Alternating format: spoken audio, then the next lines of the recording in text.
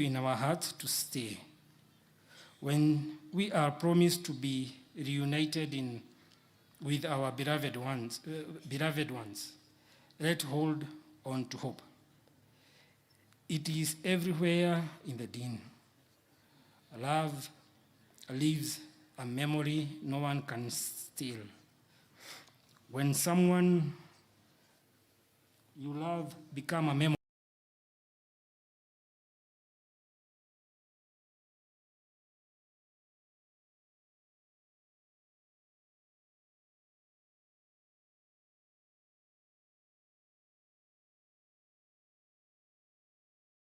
came across and brought so much joy to us.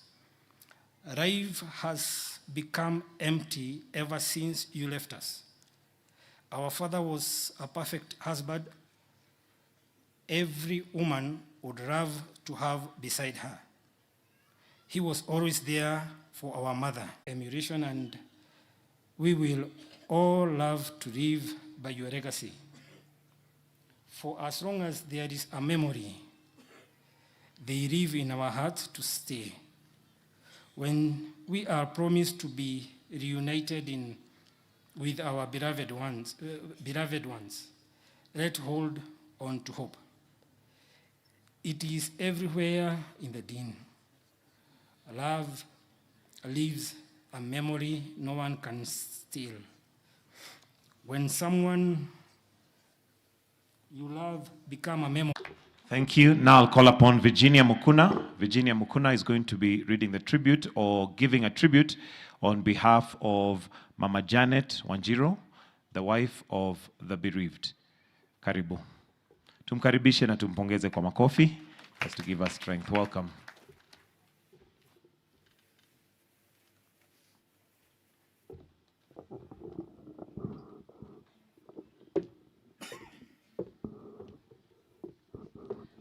A tribute to my husband.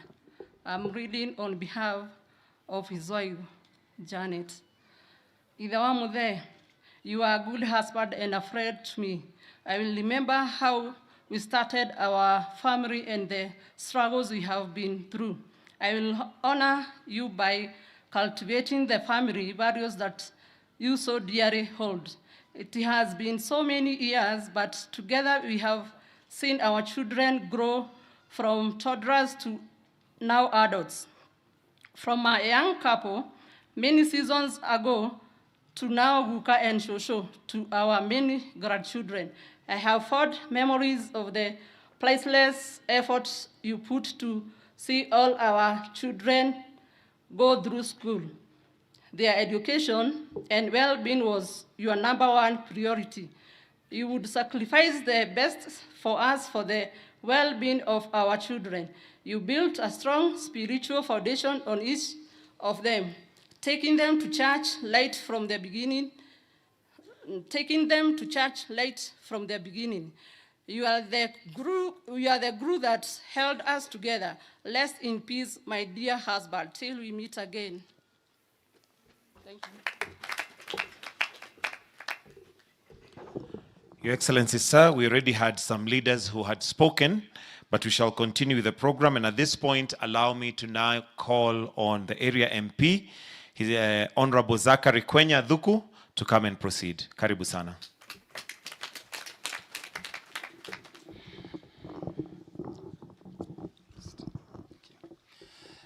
Your Excellency, the President of the Republic of Kenya, Deputy President of the Republic of Kenya, and all protocols observed.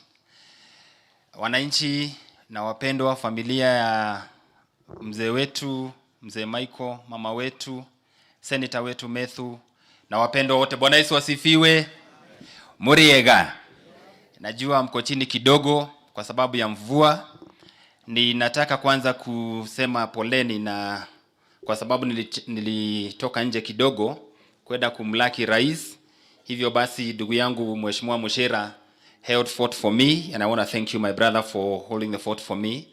Na ninataka tu niendeleze kwa kifupi sana ratiba ya viongozi ambao hakuwa wameongea, lakini kwa kipekee sana pia nilete rabirabi zangu na kabla niongee, wanipatie wageni wetu ambao wametutembelea nafasi ili waweze kusema yao na kuleta pole kwa familia ya ndugu wetu Methu. Kunao viongozi ambao walikuwa wameongea, na kwa sababu rais huku, acha niwataje tu ndio ujue wale ambao tumekuwa nao. Tuko na Mheshimiwa Jane Kihara, simama ulaki umati. Tuko na Mheshimiwa Wainaina, nominated member from Eldoret. Mheshimiwa Karovia, Mheshimiwa wa East African Legislative Assembly. Mheshimiwa Mushira, sijui kama umeongea, kanawa hana tashosho wa shiura uria wagaire nyamu ciothe mitingo ya gitigwa tari. Riu ndi kana no wake area, but I'll give you an opportunity because I know for sure you didn't have an opportunity to pass your condolences. Mheshimiwa Wanjiko Mohia ametuma rabirabi zake. Mheshimiwa Methu, it's good for you to note that. Alikuwa hapa lakini amekimbia, alikuwa na jambo katika constituency. Mheshimiwa Mukunji, mheshimiwa kutoka Manyata, pia yuko pamoja nasi. Mpigeni makofi mazuri jameni, kwa sababu ameleta rabirabi zake. Mwingine ambaye ametuma rabirabi ni Mheshimiwa Kiaraho, ambaye hayuko karibu, alikuwa ametuma rabirabi zake. Familia, pokeeni hizo, na ametuma hata mchango wake. Ninataka kwa kifupi sana pia niwakaribishe wengine ambao wako wameongea. Mheshimiwa Gashagwa, tafadhali kimbia ili useme machache ili tuokoe muda. Najua rais ako na ratiba ambayo ni imeshikana sana. Karibu sana Mheshimiwa Gashagwa. Na kisha baadaye atafuatiwa na Mheshimiwa Mushira kujodio. Mheshimiwa Mushira utakaribia kwa sababu najua ulikuwa unagawa wakati hukupata nafasi ya kusema. Mheshimiwa. Your Excellency, our dear President, Your Excellency, the Deputy President, Senator Methu na family, kanisa, all protocols observed. Mungu asifiwe. Tumukumie Yesu Kristo. Yangu ni mashashe, ni kuleta rabirambi zangu on my behalf, my family, and on behalf of Daragwa people ambao Senator Methu walikuchagua vizuri, na waliniambia wakati walisikia nakuja nije nilete rabilabi zao, na wanasema pole sana na mko pamoja, na kuna wengine wamekuja wako hapa, kwa hivyo najua umewaona. We are still behind you and we are very happy because tunaona venye unatuwakilisha pale kwa Senate. Yangu ni kuambia tu venye mahubiri yalisema, hakuna jambo ambalo hutoka Mungu kutoka nyuma. Yote Mungu alikuwa ameyapanga. On behalf of Daragwa, Your Excellency, ningetaka kusema tumeona maajabu. This time round, we can feel the presidency. The times you've come to Nyandarua, we've never seen that. Na ningetaka kuripoti kwako kwamba we are behind the government. Tumeona vile mnafanya ama tunafanya. I'm in UDA, kwa hivyo niko ndani hapo. And ningetaka kuripoti today that wakati ulikuwa Nyandarua, Daragwa, uliwasha kama umefungua barabara. I can report to you that contractor amefanya 10 kilometers na hajatoka kwa site. Kwa hivyo watu wakipiga makelele huko na huko, tunajua what you are doing. We've never seen that. 10 kilometers in 4 months. It is incredible. And I can also report to you that he has promised to do 7 kilometers in the next 4 months. Juu nimepata nafasi ya kusimama hapa, Your Excellency, nataka kukukumbusha uliniahidi utanishika mkono kuhusu ile maji ya Kirima Water Project. Kwa sababu maendeleo yako yanaonekana. Na ile jambo ningeomba ni watu washikilie serikali ili iendelee kuleta haya maendeleo.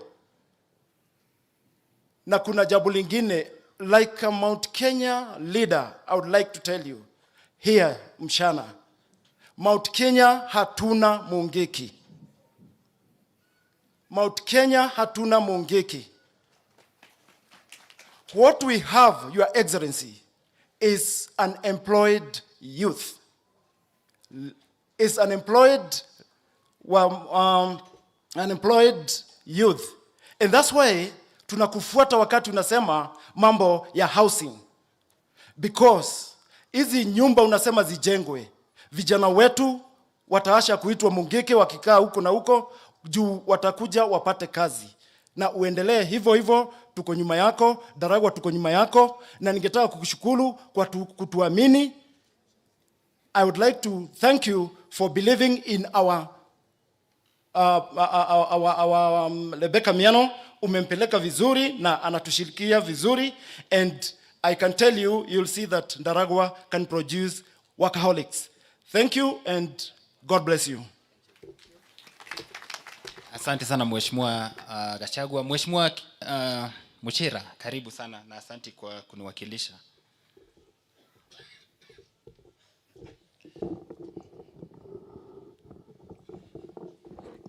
Asante sana rais wetu, naibu wa rais, familia ya Senator John. Mimi naitwa Maigo Muchira, mimi ndio mbunge wa Orojororok, na nimekuja kuleta rambirambi zangu kwa familia ya Senator ambaye tunampenda sana, on my behalf and on behalf of the people of Orojororok. Na naomba kila siku hiyo ahadi isibadilike. Maneno yangu tutaongea huko Orojororok, lakini nataka kukushukuru Mheshimiwa Rais kwa ile kazi unafanya. I'm privileged to sit in a budget and appropriation committee where Didi is our chair. Unajua watu wengi Mheshimiwa Rais, especially when you took over, because you took over a tattered economy, an economy that is in ICU, where ni kama mgonjwa amekuwa akipewa Panadol, painkillers, badala ya apewe proper treatment. When you took over, you decided you have to make difficult decisions, where you said you will take this sick person to the theater and do operations. And no wonder Kenyans are feeling pain, because ungeendelea na hii maneno ya painkiller, tungeenda kwa shimo. But you've decided to make difficult decisions. And these decisions are pain now, because tumesoma many African countries, in fact many credit rating agencies walikuwa wamerate Kenya chini, walikuwa wamesema hii deni ya Eurobond you will default, but you saved us from that embarrassment among the failed states zenye zimeshindwa kulipa deni. So that's not a mean feat. We've had several African countries wameshindwa kulipa hiyo deni, which is the elephant in the room as far as the economy of Kenya is concerned. But Mheshimiwa Rais, umeng'ang'ana, umelipa hii deni, na najua we are seeing light at the end of the tunnel. Hii deni ukimalizana nayo, najua mambo mingi itafanyika. Kwa hivyo Mheshimiwa Rais, nashukuru sana. Endelea vivyo hivyo, tupatane next week Orojororok. Asante. Asante Mheshimiwa Muchira. Tumpige makofi mazuri. We want to bring life to this event, because really we are setting out a hero, and he should be sent as such. Napenda kwa wakati huu, in a very special way, Your Excellency, if you allow me to just recognize some leaders that we have from Nyandarua. Tuko na kiongozi wetu ambaye aliwahi kuongoza jimbo la Nyandarua, Governor Kimemia yuko hapa. Simama tafadhali, you just wave out. Pigieni makofi jameni. Asante Governor mstaafu. Pia tuko na CS ambaye alikuwa wa maji, Cabinet Secretary wa maji wa kitambo, Sisli Kariuki, tafadhali inua mkono pale. Tuko pia na viongozi wengine katika corporate leaders. Engineer David Methu is with us, who is the CEO of National Housing. Just wave at the crowd. Pia tuko na nani mwingine? Hao wengine ni wale ambao walikuwa naongoza kazi hii. Your Excellency, kuna watu wamefanya kazi ya ajabu sana. MCAs wa Kinangop constituency led by the area MCA Mheshimiwa Kiru Gashomba, and under the leadership of Stephen Mureithi, you know Mheshimiwa Mureithi, the nominated MCA, na Baloteri. Tunawatambua sana kwa kazi nzuri ambayo mmefanya. Simameni, just wave at the crowd ndio wajue tumefika hapa kwa sababu kuna kazi nzuri ambayo mmefanya. Tuko na Mheshimiwa Kamwana pale, Mheshimiwa Mwagi Geshuke nilikuwa nimekuona mahali. Your Excellency, this is the area MCA. He's serving his 4th term in this region, and that's really to show just how much he's a leader of this very ward. Mheshimiwa Rais, tuna kiongozi mwingine hapa ambaye nataka kumwalika, ambaye tunampenda pia, ni kijana shupavu, wale ambao mnalea for tomorrow. Na tunashukuru sana kwa sababu kuna neno limesemwa hapa kabla ufike, that for the first time we have a leader who is nurturing young leaders for the sake of tomorrow. Kulikuwa na kiongozi mmoja amenenwa hapa, alikuwa anaitwa Joshua, ako katika maandiko. Inasemekana ya kwamba he nurtured nobody, and by the time he left, he tried to look for men and women to be the atirereri fororis. I don't know atirereri fororis wanaitwa nani kwa elders ambao watasimamia na kuongoza, lakini haikuwezekana. Kwa hivyo we are so grateful of your leadership and your deputy, because we have leaders that you nurturing for the sake of tomorrow. Napenda kwa kipekee nimkaribishe mwenyekiti wa bajeti. I think he's the youngest member of parliament who have ever occupied that position, and we're so proud of him. Karibu sana Mheshimiwa Dede Nyoro, useme na makofi mazuri ya Mheshimiwa Dede.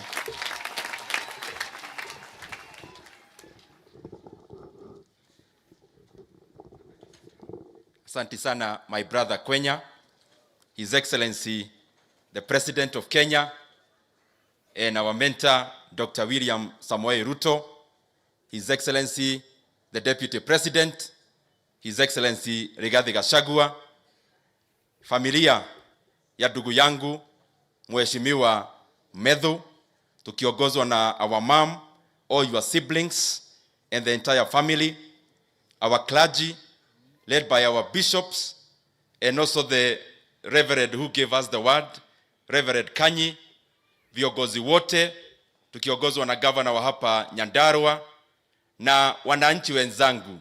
Bwana Yesu asifiwe. God is good and all the time. Mheshimiwa Rais, yangu itakuwa machache pia, lakini kabla nipeane rabirambi, niruhusu niseme ya kwamba huyu kijana mwenzangu ametoka hapa, Mheshimiwa Kwenya, ni my brother, lakini Mheshimiwa Rais alitusubua sana wakati ya campaign. Tulingangana tukangangana, lakini kijana my brother, Mungu akakujalia, and I want to congratulate you and the people of Kinangop kwa kuwa na mjumbe ambaye anafuata maneno yao sawa sawa. Ningetaka pia Mheshimiwa Rais nikupongeze sana as our president. To be honest, we are no longer counting the number of times you have come to Nyandarua. Leo tutiramatara turiugaga macio maingi. Tondu munene ni atwendete biu. Okaga riria turahingura miradi, riria twina gikeno na riria twina kiroro ta muthenya ta uyu.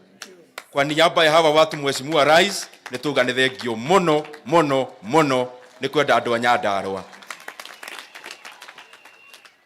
Na Mheshimiwa Rais, mimi ningetaka nilete rabirabi kwa my brother Mheshimiwa Methu. Nilikuwa hapa last week. We have talked with Mheshimiwa Methu, and I can clearly see that Mzee was not just a father to Methu, but was a friend. Methu ni shujaa, lakini vile niliona hii maneno imemgonga, nikajua ya kwamba he must have been very close to you Mheshimiwa Methu, na ndio maana tumekuja to offer our shoulders for you to lean on.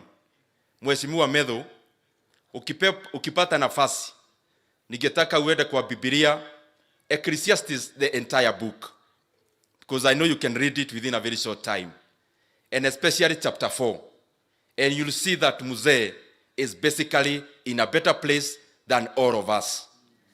I was here and I told you, let me just tell you, because najua kushika maneno kwa saa hizi ni gumu, because I've also been there before. Mheshimiwa Rais, when we were doing campaigns, mimi kuna maneno nilifanya, sijui kama ni mzuri ama ni baya.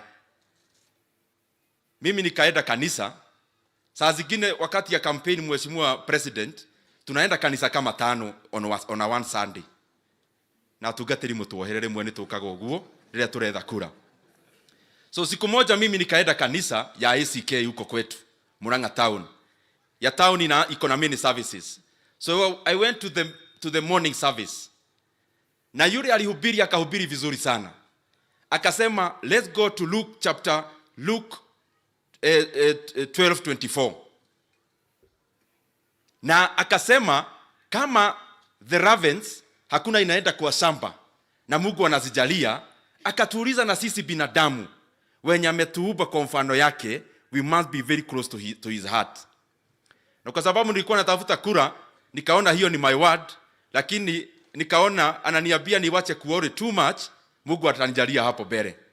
Na vile hiyo word iliniguza, ile kanisa nilikuwa naenda next, nikajua nitaenda na hii Bible verse. Lakini sana sana sikuhubiri, wacha nitubu, nilikuwa naenda na hiyo ndio Wakristo waone najua Bible, wajue siwezi ponyoka na CDF. So I went to my second Sunday service, na wakati nilipewa nafasi nikasema, Christians, let's go to Luke chapter 12, Luke 24:12 ama 12:24. Nitaangalia vizuri hapo nikikaa chini. Na hiyo siku makofi ilipigwa, nikajua kura imepatikana. Lakini nataka Mheshimiwa Methu, you take it not on a light note. Ya kwamba Mungu anatupenda, alituumba kwa mfano yake. We must be very precious to him. I know he'll give you peace of mind, he'll console you, and he'll continue strengthening you. Nikienda kumaliza, Mheshimiwa President, mimi hata kama tunaaga mzee was very hardworking. Allow me to say ya kwamba the way mzee was hardworking, the way Methu is very hardworking. Mheshimiwa President, you have taught us to be hardworking. Juzi nimeona katika takwimu zimetolewa that the GDP of Kenya in the third quarter of 2023 grew by 5.9%, a growth that is higher than even China. In fact, the growth of the Kenyan GDP is now 27th fastest growing economy in the world. Mheshimiwa President, I also saw that the inflation in Kenya is actually now at 6.6%, which is the lowest in 20 months. Mheshimiwa President, saa zingine tunaweza kusukuma sana kama wananchi, so that you do even more. But we appreciate the much you are doing. Because for sure, now what we are seeking is to continue with that growth, but even much more to spread it, so that even Kenyans can feel the GDP in their pockets, and I know that is what you are doing. That is why you have told us in the budget committee, most of the money must go to agriculture. Tumeweka pesa kwa fertilizer. Tumeweka pesa kwa wakulima wa kahawa. Tumeweka pesa ya mopping out milk. Wakati kama hii kukinyesha sana, maziwa inaenda bei chini. Ukatuambia tuweke pesa ndio maziwa ya wakulima bei siende chini sana. Tumeweka pesa katika elimu ya watoto wa Kenya. 700 billion. Mr. President, mimi nataka nikupongeze for the good work you are doing. And very lastly, juzi nimeona tukisherehekea maneno ya New Year, nikaona wale wapinzani wako na ile binu yao. Ado agamatire maratumenya wega twina Methu. Ta imagine ndaiguire ati makiuga ni magwitia maandamano. Methu, to nĩ ndamenya Ngai nĩ agũkũhe thayũ. Kũrĩa Nairobi twĩnawe hapa kwa hapa. Andũ acio twehererie president mũrigo ũcio, atũtigĩre na Methu na Kĩmanisho ng'wa, tumafuruce maandamano matigũkorwo mekuo. Tumeona wanasema ati wanataka kuleta maandamano tena. Mimi nataka niwaambie wamechelewa. Unajua 31st of December ilikuwa ile siku ya kuvuka mwaka. Waacha kutuambia wataleta maandamano 2024. Wamechelewa. Hata wangepanga moja ya kuvuka mwaka. Hakuna Wakenya wataendelea kutisha tena ati maneno ya maandamano. Mr. President, focus on your work. All these naysayers in opposition waendelee kufanya kazi yao ya checking government. Lakini maneno ya maandamano ya kuharibu mali ya wananchi, hiyo tumekataa kabisa. Na to the sponsor of those maandamano, who is the former president of this republic, tafadhali, Wakenya walikupea 10 years. 10 years ni heshima ya juu sana. Na mimi nasema hivi nikijua vile nasema. Hatusemi hii maneno to blame anyone. We are saying them because it's the reality. The former president, please, hawa Wakenya walikuheshimu wakakupea miaka 10. Wacha kutumia pesa yako kusponsor vijana waende maandamano. Wacha kusponsor makesi katika mahakama ati wapige housing project yenye inaajiri hawa vijana. Na wewe mwenyewe ukiwa president, you sabotaged the same program so that your private program called Northern City can take precedence of the general public's interest. Mheshimiwa retired president, tafadhali wewe fanya retire yako pole pole. Waacha kuhadaa wa Kenya na maneno ya kusponsor makesi, kwa sababu hata hiyo makesi itashindwa. Na wewe mwenyewe hiyo Northern City ulitumia pesa ya umma ukajenga barabara through Kenha. Mimi nimeiona hapo. Inapita hiyo Northlands. Pesa ya umma ikajenga barabara kwa shamba yako. Kama unajali wa Kenya, unasema shamba iko ya kujenga housing project ni kidogo. All the acres you have, ita hawa wa Kenya, wapatie eka 5 na bado utaachwa na mingi ya kulisha ng'ombe na ng'ondu na zile zingine. Lakini maneno ya kututisha uache bwana. Tuko na president na yeye commander in chief na anapeleka Kenya mbele. Na macio maige pole Mheshimiwa Methu na Ngai wa muoyo arathimia andu a Nyandarua.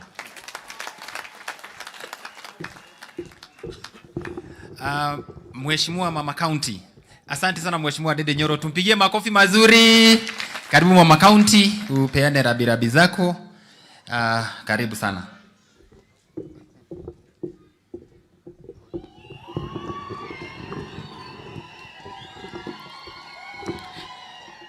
Your Excellency, our President, Your Excellency, our Deputy President, and let me observe all protocols.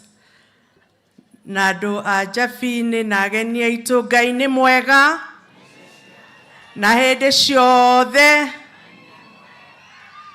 Your Excellency, I want to take this chance to really thank you, together with the Deputy President, for standing with us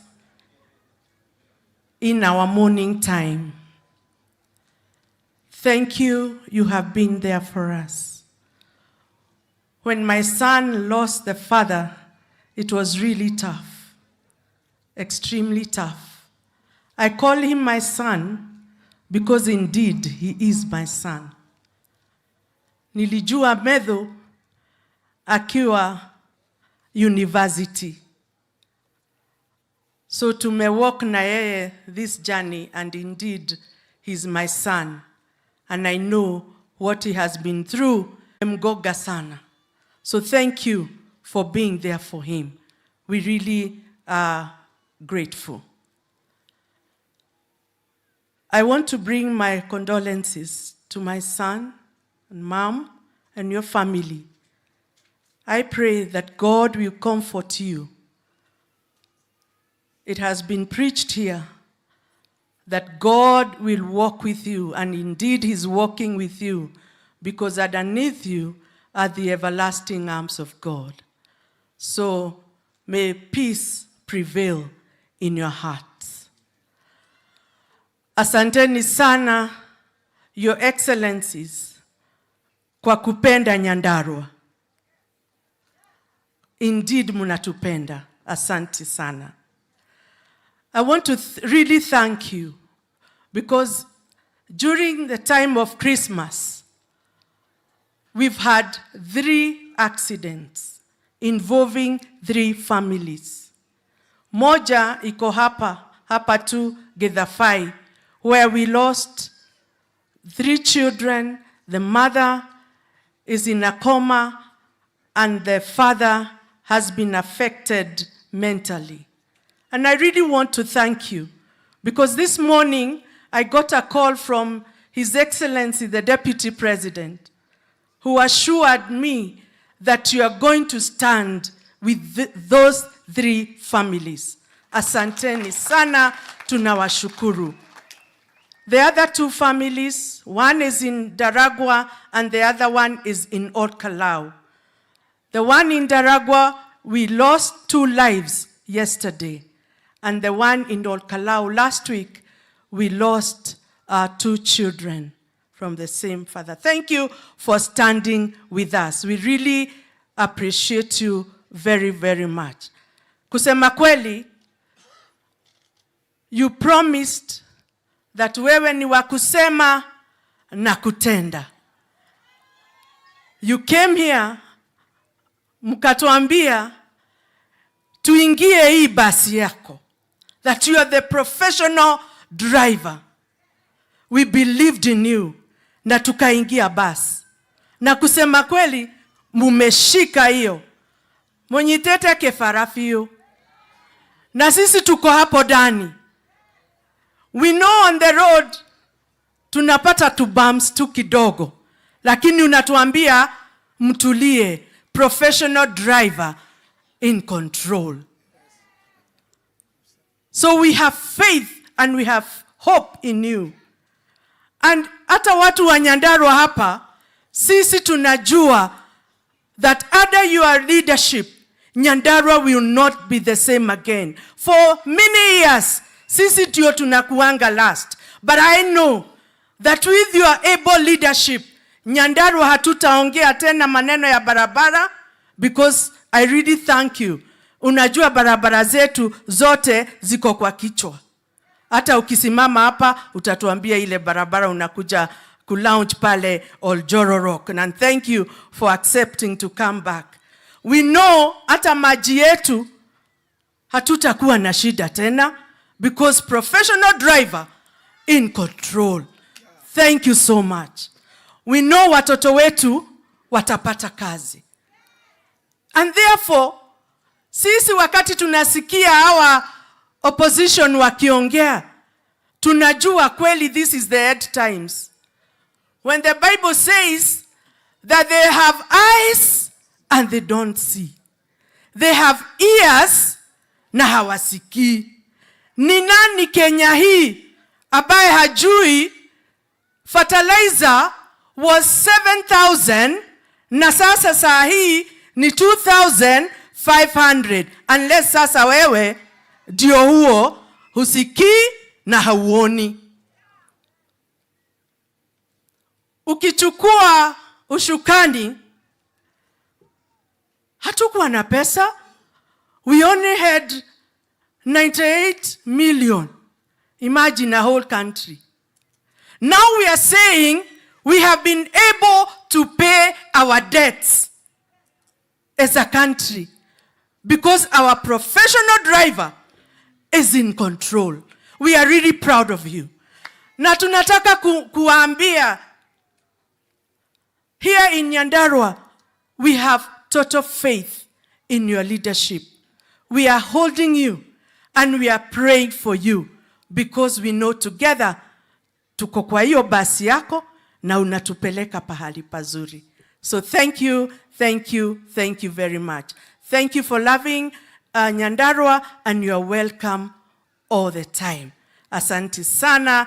Na huyu kijana wetu kwa kweli alitusumbua sana tukitafuta kura. You know, he's always been my friend. And even then, alikuwa rafiki yangu.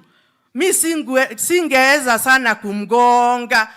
Nilikuwa nalete His Excellency, the Deputy President, Dede Nyoro, wa deal na yeye perpendicularly. Lakini alitushinda bana. And sahi alisema hawezi kuwa bali na sisi. He's with us now. He's working with this government 100%. And we are supporting him. Na amekuja kwa sababu hakuna Jubilee. Jubilee sasa asijui kama iko ama iko wapi, lakini yeye ako UDA ndani, lakini Jubilee analiangalia tu kwa bali. So thank you very much. You are most welcome to UDA. Thank you. Asante sana Mheshimiwa Faith. Mpigieni makofi mazuri. Amesema maneno mengi na mazuri. Your Excellency, kwa sababu mimi sitaki kuonekana hapa peke yangu, nataka niseme yangu, kisha nitamkaribisha Mheshimiwa Karungo Thangwa, who is going to call upon the senators to give their condolences, and after which is going to call upon the leader of majority, Mheshimiwa Ishongwa, to continue with the other part of the program. Mheshimiwa Rais, karibu sana hapa kwetu Kinangop. You've been here enough times and we still yearn for more of your visits. Kwa sababu kila utembeapo hapa, sisi upata nafuu, tunapata afueni. Mimi kama mjumbe wa Kinangop, unajua kwa kweli, I am 100% loyal to your government because I believe in your leadership and your deputy in as far as the economic transformation of this country is concerned. I subscribe 100% to bottom-up economic transformation agenda. Na hivyo ni kusema ya kwamba watu wanasema maneno mengi na ni kweli siasa zitapigwa mpaka Yesu arudi. But I can tell you for sure, based on what you've been able to do within that short time that you've been in office, you've been very intentional in as far as transformation of this economy is concerned. Mimi kama mbunge wa Kinangop, kuna jambo limoja tu napenda nikuambie Mheshimiwa Rais. Hawa ni wakulima wa maziwa. And I look back 10 years of Jubilee government, and I want to tell you today, Your Excellency, maziwa wakulima hawa waliuza hasara miaka 10. Hapa tumeuza maziwa hata shilingi 19. Tukajaribu kupiga makelele, lakini haigefika mahali because the governors of this country as at then had interest in that industry. Tangu shike ushukani wa taifa hili, maziwa tumeuza a record high of 50 shillings that has never happened since the formation of this country. And therefore we are so grateful and we pray ya kwamba utatusaidia Mheshimiwa Rais, kama vile kiongozi wetu wa budget amesema, tuhakikishe ya kwamba bei ya maziwa, hata kama kutakuwa na maziwa nyingi, mkulima asiumie tena, tuuze less than 40 shillings. Therefore, Your Excellency, we thank you and we promise to continue supporting your government in your transformation. Mheshimiwa Rais, hapa Kinangop tuna shida nyingi, lakini wacha nikuambie tu chache kwa sababu hatuwezani na zote, ama mbili, Your Excellency. Mambo ya stima hapa Kinangop ni shida, ni kizungumkuti. Kwa sababu ile pesa tunapata ni kidogo. Na we are at 50%. Manyumba nyingi hapa hazina stima. Kuna mahali hapa Jabini siwezi kanyanga hapa naitwa Karwangi Central. Kwa sababu is a place of total darkness. Nikienda pale wanaona kweli kabisa nimekataa kuwekea stima. Nikitembea hapa Soil, hapa Karoboys, karibu na kwa Mheshimiwa Methu, ni shida. Tafadhali Your Excellency, we are pleading that you give us an affirmative fund as Nyandarua County ili tuweze kutabisha stima katika sehemu hizi zote. Jambo la pili na labda la mwisho, Your Excellency, kuna barabara ambazo zimeanzishwa na hazijaweza kwenda mbali sana, kama hii barabara ya Ihithe kwenda ya Donyujeru Ihithe is a Mau Road as a Christian. Mheshimiwa Methu amekuwa mbele sana, amesukuma, lakini tunaomba ya kwamba uingilie kati, Your Excellency. It's a very important road. Inaanza mahali panaitwa Mwendado kwenda Karati, kwenda mahali kunaitwa Munyaka, kwenda mahali kunaitwa kwa Shem Mozet, iende ipite mahali kunaitwa kwa Balam, iende mpaka Nyeri, and it's a very important, so dear road, it's such a dear road to us as the people of Kinangop. Na ile ingine kuna mahali ulisimama hapa karibu tu panaitwa kwa Haraka. Kuna barabara iko hapo, that is the most productive area, inaitwa Nyakeo Ward. Mahali kuna barabara inaitwa kwa Haraka, Rwanyambo, kuzunguka kuja Kinamba. Tafadhali Your Excellency, tuangalilie mambo yale. Nikimalizia Your Excellency, naleta shukrani za dhati kama mbunge wa Kinangop, na nikisema hivi najua Mheshimiwa Ishongo anajua, kwa sababu we saw your intervention when you were hard pressed, wakati kulikuwa na mabadiliko ya sheria ya CDF. Kuna mbunge fulani akona ward 3, he sneaked some amendments so that then we get an equal share of all constituencies. And actually it was such a thorn to my flesh, because I represent the biggest constituency in this region. I have 8 wards with a population that is a third of Nyandarua County. And your intervention saved the day. So that then that formula that was developed a few years ago remained, and we are forever grateful to you as the people of Kinangop. Na nikimalizia sasa kabisa, Your Excellency, I want to give you our unequivocal support that we are going to support you. To my Mheshimiwa Senator Methu, a young man with a vision, with a bright future. This is not the end. Unajua, death comes at a cost and a pain. Mimi najua yale ambayo umepitia, lakini Mungu yu pamoja nawe na mama, na kuombea heri na baraka ya Mwenyezi Mungu ili ya kwamba ufarijike, ukue na afya ya roho, ukue na afya ya mawazo na hata ya mwili, ili mzee anapolazwa, kwa sababu mzee nilimjua vizuri, ukue na afueni pamoja na ndugu zako Senator Methu, mpate amani. Your Excellency, huyu mama unaona hapa, mamake Methu alifunzwa primary school na mama yangu, shule inaitwa Rogogo Primary School. And therefore, these are family that I know so well. They're so dear to me. They've gone through a lot of pain, and I really sympathize with them. But I know God is in control, and He has an answer to everything. When this man passed on, it was on the dusk of Christmas when he texted me, told me that Dad has gone to be with the Lord, and I told him, hiyo ni mapenzi ya Mungu. Methu was first to tell me, I don't think God is right on this one. Lakini nikamwambia jipe moyo hata kama umesikia uchungu, kwa sababu kweli alihuzunika. This is a man who stood with Senator. Kila mahali ambapo Methu alikuwa tumane Senator Methu, huyu mzee alikuwa anasimama kwa niaba yake. Hata hivi karibuni tulikuwa na yeye. I never saw any sign of a man who'd leave us. Therefore, with those few remarks or many remarks, I wish you the best and God's blessings. Sasa nataka kuchukua nafasi hii kwa heshima sana nimkaribishe Senator Karugo Thang'wa, wajulishe maseneta ambao tuko pamoja nao, na ukishamaliza umkaribishe Mheshimiwa Kimani Ichung'wah. Karibu sana Senator. Makofi ya Mheshimiwa Senator. Asante sana Mheshimiwa, Your Excellency the President of the Republic of Kenya, Dr. William Samoei Ruto, the Deputy President of the Republic of Kenya, Rigathi Gachagua, the Speaker of the Upper House, Amason Kingi, all protocols observed. Wakazi wa Kinangop, hamjambo. Muriega. Yedaroga mahau jitagwo Karugo wa Thang'wa. Na wira wakwa ni muhuthu muno haha. Ni welcome the senators moke maheane rabirabi ciao. Na wa keri ni kwaria ta acting senator wa Nyandarua. Tonendera actire kimya kiu kimwe kirariho. Mheshimiwa Rais, mzee ambaye tunakuja kulaza leo nilimjua wakati Senator Methu alichaguliwa. Na mimi Methu wakati alichaguliwa Nairobi, mimi ni yeye nimeonyesha kuvuka barabara. Unajua alikuwa anasema ametoka Jambini, na hapa tumeambiwa na Bishop Wanyoike watu wa Jambini hivyo hivyo. Sasa ni mimi nilifunza yeye kuvuka barabara, lakini kwa sasa anavuka zote. Ile wakati alileta baba yake for celebration, akaniuliza ni wapi ningempeleka ndio babake akule lunch na mamake mahali washerehekee, nikawapeleka kwa hoteli fulani.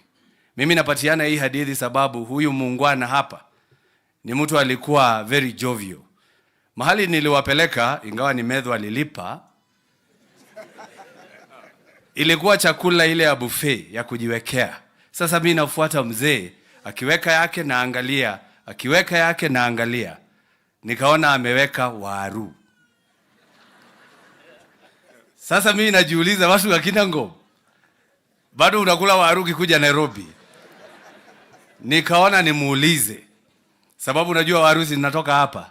Nikamuuliza, umetoka Kinangop na unakuja Nairobi na hapa kuna nyama, wewe unakula waru? Akaniambia, nilikuwa nataka kutaste nisikie kama ni za Kinangop. Kwa hivyo kuanzia hapo tukaanza kumuita potato tester. Unajua kuna coffee tester, tea tester, wine tester, so here lies the potato tester. Alikuwa mzee jovial. Na Methu, poleni sana na familia yako. Ya mwisho pale pa acting. Wakati nimekuwa hapa wiki moja, sababu nimekuwa nikizunguka hapa na pale, nimekutana na watu wa Nyandarua. Na wengi wamenituma Mheshimiwa Rais. Wakaniambia ukirudi kule Kiambu, ambia Rais mwenye alikuweko, mulituletea hapa 2013 na 2017 na tukamchagua. Rudi kwako Kiambu, umwambie apatie Rais William Ruto nafasi na yeye atufanyie kazi. Na Mheshimiwa Rais, sababu nasikia hapa hata Ndini Nyoro amesema yule anasponsor makesi ni rais aliyekuwa hapo, ambaye ni mpigaji kura katika kaunti yangu. Sasa ajue tuko na rais ambaye ni William Samoei Ruto, ambaye tuliamuka asubuhi na mapema tukamchagua aendeleshe Kenya yetu mbele, si ndio? Na sasa vile niliambiwa hivyo na watu wa Nyandarua, nikaketi chini, Mheshimiwa Rais, nikajiuliza, wakati koti ambaye anataka kutumia ilitoa sheria ati yeye aachishe ma-CAS kazi sababu hiyo kiti sio constitutional, yeye hakufuata sheria ya koti hiyo. Wale waliendelea kukaa kazini na yeye hakupelekwa mahali. Mheshimiwa Rais, hatukwambie uvuje sheria, lakini jua pia wewe hautapelekwa mahali. Ilifika watu wa Korogosho, Mheshimiwa Rais, koti ikaamua wasitolewe pale, lakini yeye akawatoa na hakupelekwa mahali. Mheshimiwa Rais, hatukwambie uvuje hiyo, lakini pia wewe hautapelekwa mahali. Mheshimiwa Rais, wanataka kutumia koti ndio usijenge manyumba. Mheshimiwa Rais, Mheshimiwa, mimi nakuomba tafadhali, hawa mahasla wanangoja kazi. Wewe wacha tujenge kazi, amini manyumba, na sababu wewe hautapelekwa mahali. Ya mwisho kabisa, hii barabara ya Ihithe na Donyonjeru, tumekuja hapa na Senator Methu sababu mimi ndio mwenyekiti wa barabara. Rais alinipatia hiyo kazi. Rais amesema atajenga. Waziri our deputy president amesema atajenga. Wabunge wa hapa wote wamekubaliana itajengwa. Mimi kama mwenyekiti nimekubalia. Mwenyekiti wa environment amekubalia. Alafu mtu mmoja ameenda kotini na anaenda kwa NEMA ati hiyo barabara isijengwe. Mheshimiwa, nakwambia sisemi uvunje sheria, lakini jenga na hutapelekwa mahali. Sababu ni vibaya ati wabunge wamepitisha kitu, alafu mtu mmoja ambaye alikuwa kwa hiyo bunge anaenda kotini kusimamisha mambo ambayo inafanyika, na koti inasikiza huyu mmoja, haisikii hawa wengine. Hii ni kitu ambayo inabidi tuanze kuangalia kama viongozi wa nchi. Ati mtu mmoja anaweza enda kotini aseme hawa watu wote hawakujua vile walikuwa wanafanya, wewe tu ndio unajua. Hapana. Niseme kama rais, hapana. Hapana. Hiyo tunakataa. Kwa hivyo Mheshimiwa Rais, sisi ujue tunakuunga mkono. Mimi kama seneta wa Kiambu ujue niko mstari ya mbele. Kiambu alikupatia kura zaidi ya 6,600. Sisi tunakuunga mkono, na ukiwa na naibu wako najua tutafanya hii kazi. Yule mwingine azikutishe. Nilikuwa MCA 2013 mpaka 2017, hakukutana na MCA hata mmoja. Tukakuwa MCA 2017 mpaka 2022, hakukutana na MCA hata mmoja. Sasa wakati ameanguka atatafuta ma MCA walioanguka atakupigie kelele. Mambo ingine hatuelewi ama namna gani? Acha nifikishe hapo sababu nimemaliza yangu, na hiyo yote tumekubaliana na Methu. Hiyo yote nimesema, tumesaini mahali na Senator Methu. Sababu sisi tumesema hii mwaka ni mwaka ya kuongea. Nifikishe hapo. Niwaalike maseneta ambao tuko nao ndio wakuje kwa dakika moja tu. Jina mkikuja wote sababu sikuwaona wote mkiingia. Ningewaomba tu. Kiongozwa na Senator wa chairman wa Mlima Kenya, anaitwa Senator wa Matinga. Ametoka kule Nyeri. Wengine tunaweza karibia tu polepole kama anaongea ndio tusipoteze muda. Asante chairman. Asante sana Your Excellency the President of the Republic of Kenya, Naibu Rais Rigathi Gachagua, Right Honorable Speaker wa Seneti na viongozi wote walio hapa, hitifaki sote zikizingatiwa.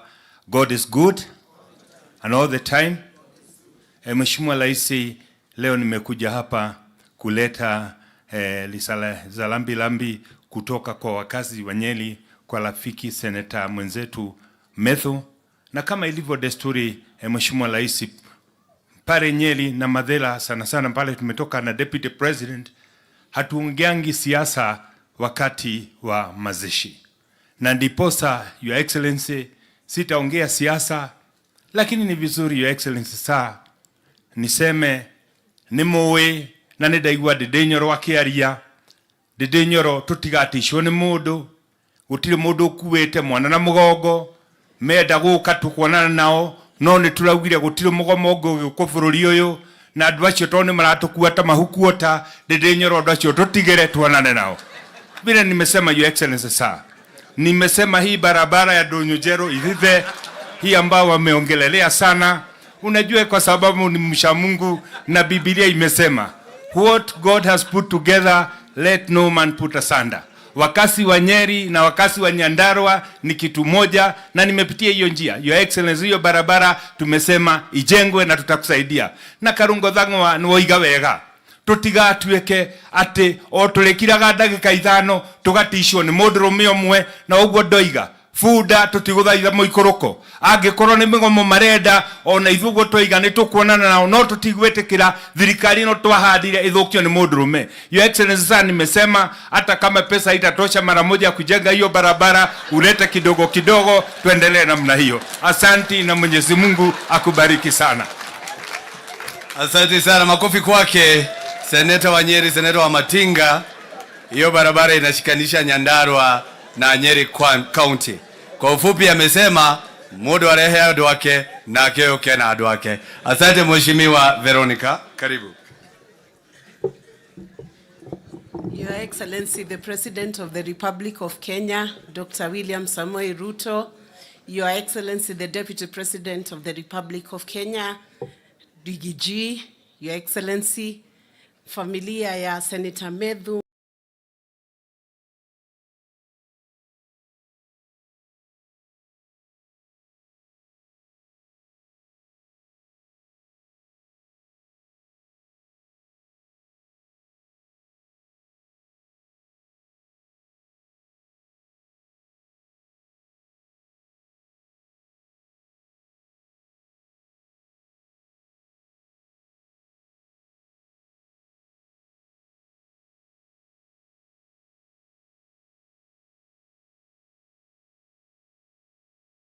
dhabiti. Na tunaomba sana Senator Methu.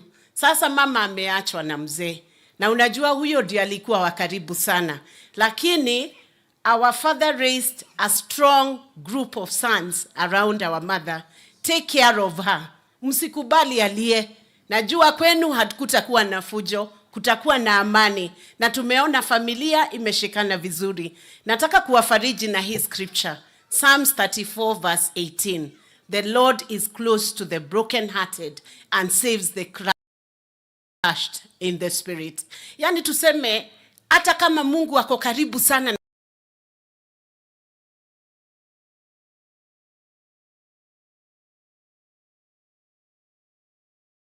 na sisi, akiona uko na hii makesha pale sitam. Because God is giving us new territories, even as a nation. Huu mwaka nimeamua mimi kama Mkenya, I will be positive. I will support the government. Because God has given our president, the deputy president, the cabinet and the government a cool 5 years. Miaka mingapi? Miaka 5. Tunataka kusupport serikali ama tunataka tuiteremshe chini? We will support the government and we are standing behind you, Your Excellency. Everywhere I have traveled, I have made it my business to check what is the cost of fuel in that country. What is the cost of living in that country. Nimeona one trend, which is across all the nations. It is not cheap anywhere. I have seen the difference between fuel in Tanzania, in Uganda, in Rwanda. Ukitumia facts, ni kwamba sometimes our fuel is even 5 shillings less than the countries that are around us. Does that mean that is a Kenyan problem alone?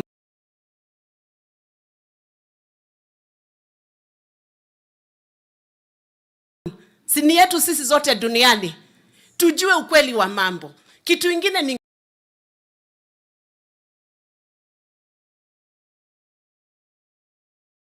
are waiting for investments to be brought to our nation. Post positive and God will lift this nation. Mbarikiwe sana na tunasimama na familia ya Senator Methu pamoja na mama. Asante sana. Thank you very much. Pigeni makofi Senator Veronica. nominated kutoka pande ya Murang'a. Now going next to anasemanga yeye ni wa hapa kwenu, anaitwa Senator Karen Nyamu. Karibu, mpigeni makofi.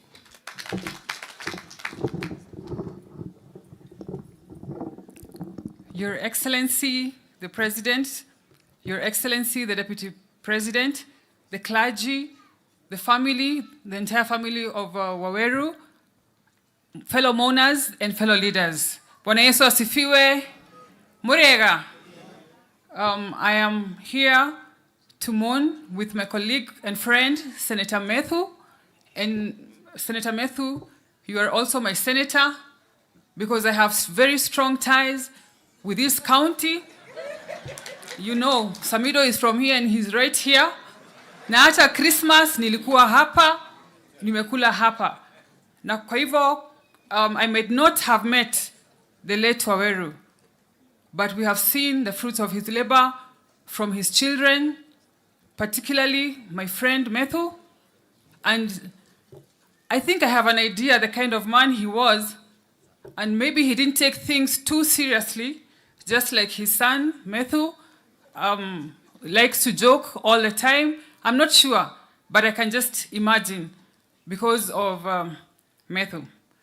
Your Excellency and the President and the Deputy President, I want to thank you most sincerely for being father figures to us, young generation leaders. It has been said here that you are mentoring us, you have mentored us, and personally, I am a beneficiary of your mentorship. I have received a call from you. You have spoken to me about being a focused leader. And so thank you very much. We want to assure you that as young leaders, we are behind you 100% as you transform this country economically, as you improve the lives of Kenyans. And, and Your Excellency, just to remain focused, because we know there is a lot of onslaught left, right, and center from the media, from the courts, and yours is to look at the result of what you're doing. At the end of the day, we are all going to applaud and thank you for what you have done to this country. We are very, very hopeful in your leadership, and thank you very much. Asanteni. Makofi kwa Senator Karen Nyamu, very, very focused. Senator kutoka Baringo, Senator Cheptumo, karibu.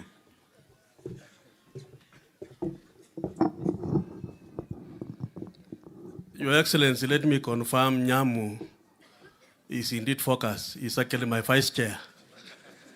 Your Excellency, our President, Your Excellency, Deputy President, our Speaker, Senate, fellow leaders, Nduku Methu, and your mother and your siblings, and the great people of Nyandarua, Bwana Yesu asifiwe. Your Excellency, let me start first and foremost by sending my condolences to the family of Ndugu Methu on my own behalf, that of people of Baringo County, to say sorry and pole for the passing on of your father. I remember last week when this situation arose, I spoke to you. I was to be here, but I was unable to come and visit. And today, God has given me a moment to be here.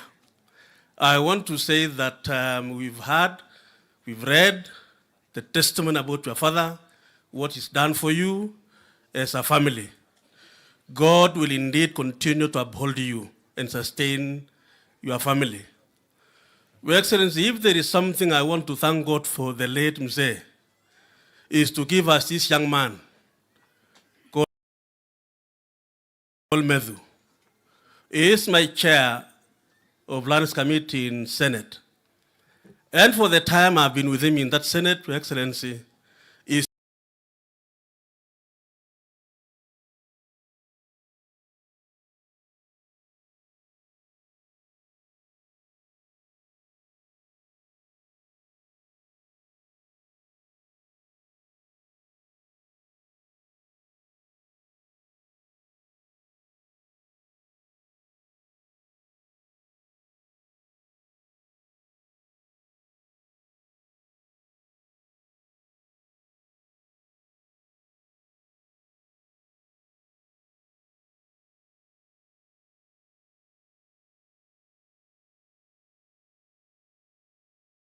been able to happily prosecute the agenda of this county and our government is planning.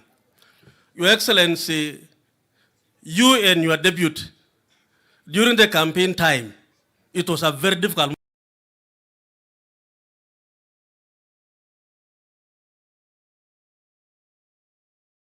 moment. But Your Excellency, these people from Central Kenya, let me say that, Your Excellency, because I come from Rift Valley. I want to very sincerely thank you, Your Excellency, because you and your deputy, you've been able to unite this country. Today, we have no division in our country. We are one nation, one people. And I want to pray that God will continue to uphold you, give you the wisdom, give you the knowledge, so that you lead our country as united. I want to thank you and say, Methu and your family, Pole, and God will bless you as we move forward. Thank you. Thank you very much. Makofi kwa Senator Baringo Cheptumo. Sasa tumebaki watatu, tumaliza dakika moja moja. Unajua Senator Kenywa nilisema wote mkuje ndio niweze kudivide time. Sasa mmekuja wakati nimemaliza. So hiyo ya mwisho ni yenu moja moja. Karibu sana.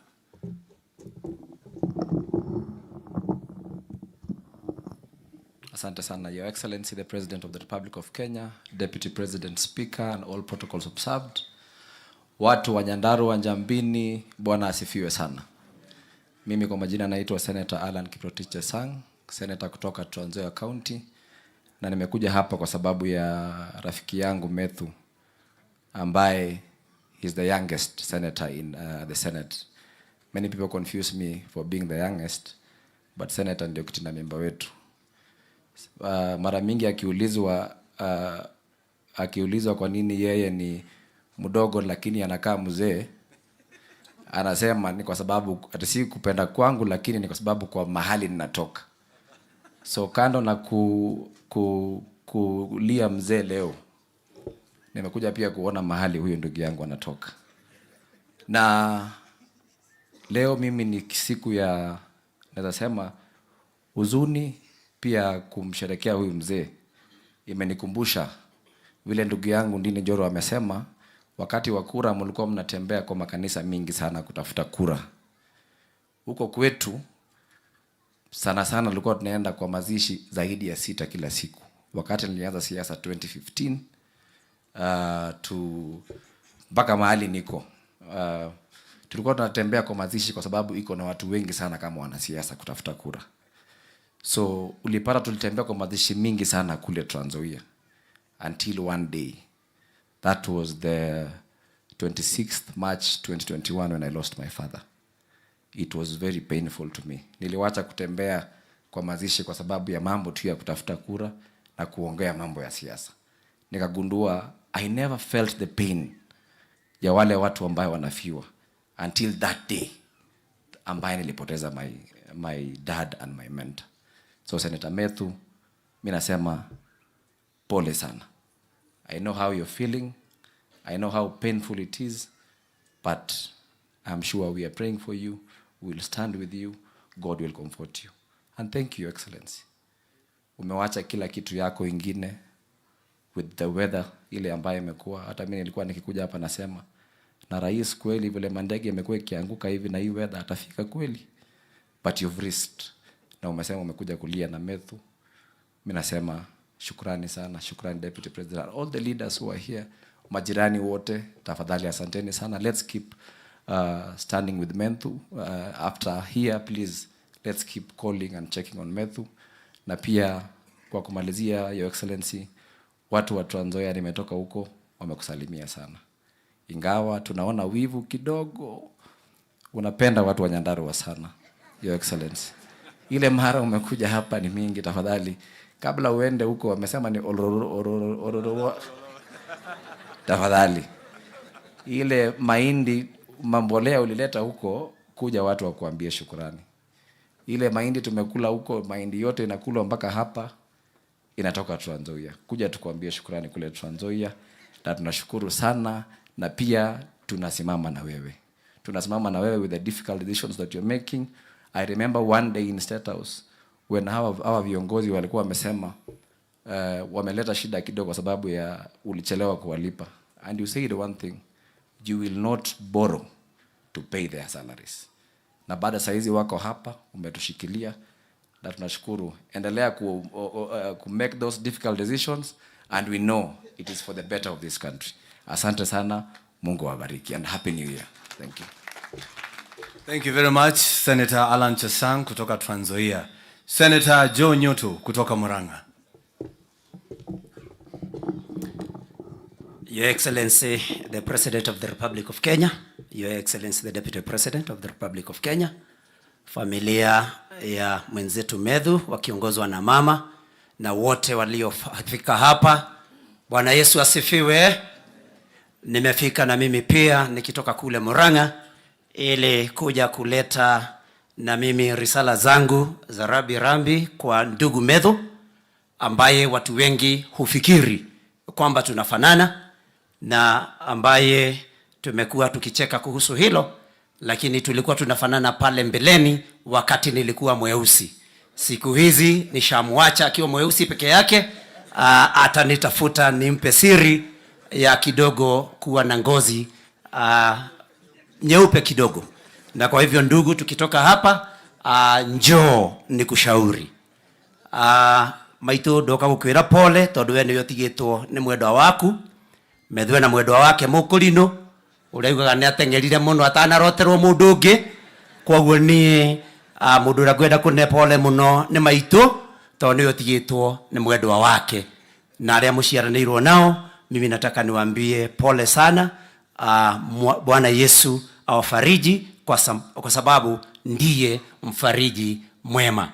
Mimi sina mengi, lakini nimwambie ndugu yangu hapa, siku ya Jumapili weka rugo abotige gwase ya mwana wene no yohoragia mwaki na niguo waria haha rugamo haria.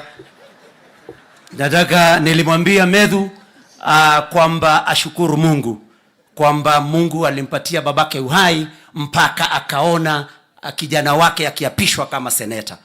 Mimi niliposhinda kama seneta wa Murang'a, jambo ambalo linifinya sana kwa roho na kwa moyo wangu ni kukumbuka kwamba babangu aliyetuacha mwaka wa 2014 hakuyepo.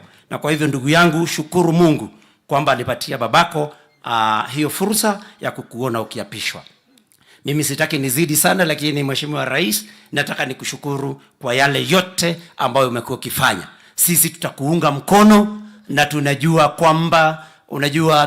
kwamba ukidungwa na mwiba ukakwama pale katika mwili, ukapata usaha, ni lazima wakati wa kufinya ili utoke, ni lazima uchungu uwepo. Na tunajua kwamba nyuma ya haya yote tutakuja kufurahia. Mimi sitaki nizidi kuliko hapo, lakini nawaambia poleni. Bwana Yesu amlaze mzee wetu mahala pema peponi, na nikirudi Murang'a niwasalimie. Asante sana Mheshimiwa Rais. Murang'a ni karibu sana. Ukitumalizia hii njia ya kuunganisha ya Maumau, Murang'a itakuwa ni karibu sana. Na kwa hivyo tunaendelea kuomba kwamba njia hiyo ukitumalizia tutashukuru sana. Siasa mimi sipigi, mimi ni wa kanisa na nimeokoka. Yesu ni Bwana, ingawaje naishi huku, siishi binguni nikateremka hapa asubuhi. Asanteni sana. Senator Nyoto goko tuli ya waru na ndiye ndaigua handu waru ehoretie mwaki. Tuko na senator kutoka Laikipia, Senator Kenywa, karibu. Asanti sana Mheshimiwa Karungo Dhangwa, Rais wa Jamhuri ya Kenya Mheshimiwa William Samoei Ruto, Naibu wa Jamhuri ya Kenya Mheshimiwa Rigathi Gachagua, pamoja na familia ya mwenda zake Maigo Waweru, rafiki yangu Methu, pamoja na familia yenu yote. Siku ya leo mimi nimekuja kuleta risala zangu za rambirambi. Niseme pole kwa familia. Mahubiri ambayo tumeambiwa vizuri sana na mchungaji amesema ya kwamba hata ijapokuwa tunapitia, ni nyinyi mliambiwa hata ijapokuwa mnapitia katika bonde la mauti, msiogope chochote, kwa sababu Mwenyezi Mungu yu pamoja nanyi, atakuwa na nyinyi leo, kesho na hata milele. Na mimi nimekuja kusema pole. Hata ijapokuwa mheshimiwa, ulipokuwa ukimwambia mheshimiwa wa sehemu hii, rafiki yetu, ulimwambia kwamba babako mzazi tayari amekuacha, lakini ukasema hiyo si mapenzi ya Mwenyezi Mungu. ukawa na unateseka sana. Na nyende gukwira mundu gwitwo Methu, kwari na mundu waugire otogu waugire, akithie gwake mugunda akiona murio wa irenge, akiona ni kamurio kanini, agicoka akihugura, akiona muti munene wa mukondofia, akiona ni muti munene, no murio wa irenge ni kamurio kanini na karaciara irenge inene. Akirora muti munene wa mukondofia uraciara itukondofia tunini, akiuga Mwathani ndui kubanga, tondu ungiwe kubanga muti uyu wa mukondofia ungiraciara marenge, naguo muti uyu murio uyu wa irenge ungiraciara mukondofia. Ukigia na riu agikara thi wa muti wa mukondofia, ikondofia rikiuma iguru rikimuringa iniuru, akiuga Mwathani ni kubanga, tondu ngiuma irenge no gukuingia kwa baba. Ona ni muthenya wa umuthi Methu, Mwathani ni obangaga no ikubanga maundu mothe, koguo ndungimuria kiuria ni maundu maria ekite, koguo kamucokagiria ngatho ni maundu macio ekite. Methu umenye gikuyu kiugaga ati mugumo uri kugwa hacokagio ithare. Uyu ni mugumo ni wagwa, we niwe ithare na ni uhanditwo, na niwe handite wega muno, na ngagucokeria ngatho. Na mjua Methu kama kijana chupavu, amejitolea pale katika seneti, kila wakati anang'ang'ana kuongea mambo ya Nyandarua, na najua ya kwamba Methu ni kijana chupavu. Na Methu mimi kila wakati na kuenzi kwa sababu nimekuona kwa kazi nzuri ambayo unafanya. Rais wa Jamhuri ya Kenya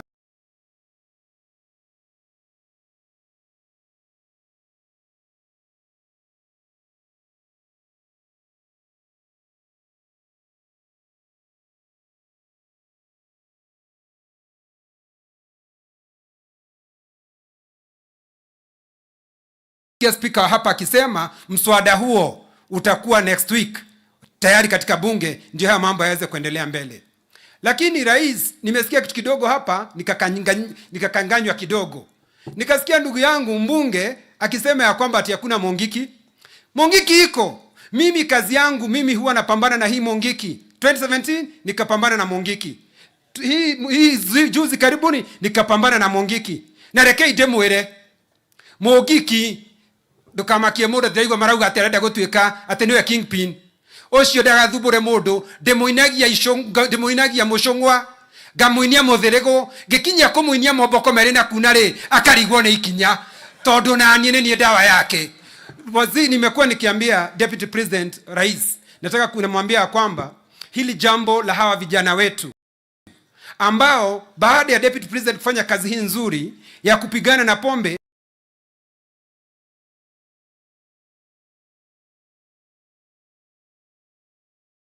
kuna mkora ambaye kazi yake ni kuwaunganisha katika hizi vikundi haramu.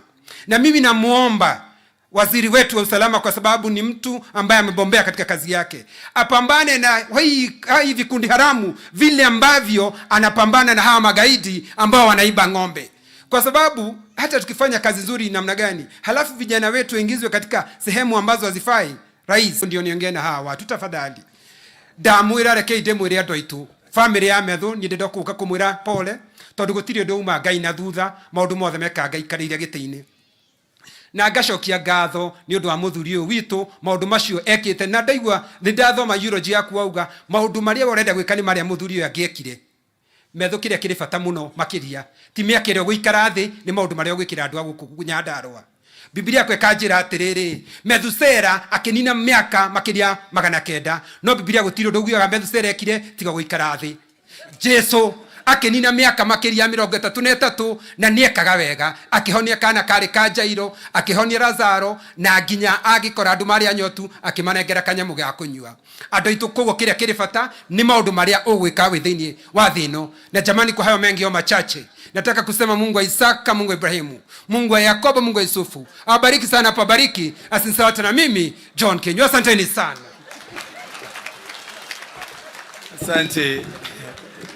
Asante sana Senator, lakini nataka kukuhakikishia Senator wa hapa anaitwa Methu, sio Methusela.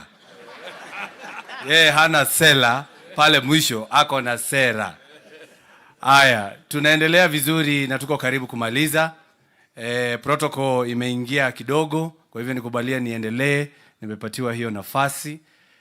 Kwa sasa ningetaka kumwalika waziri wa viwanda na biashara ndiye aje aongee Waziri Rebecca Miano. Pigeni makofi kama anakuja.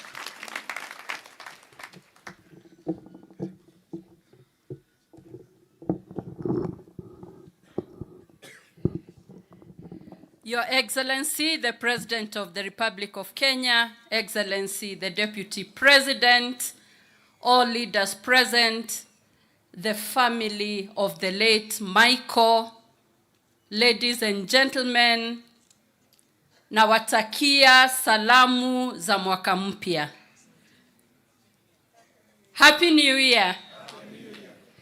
Na pia kuleta rambirambi kwa familia iliyowachwa na mpendwa wao.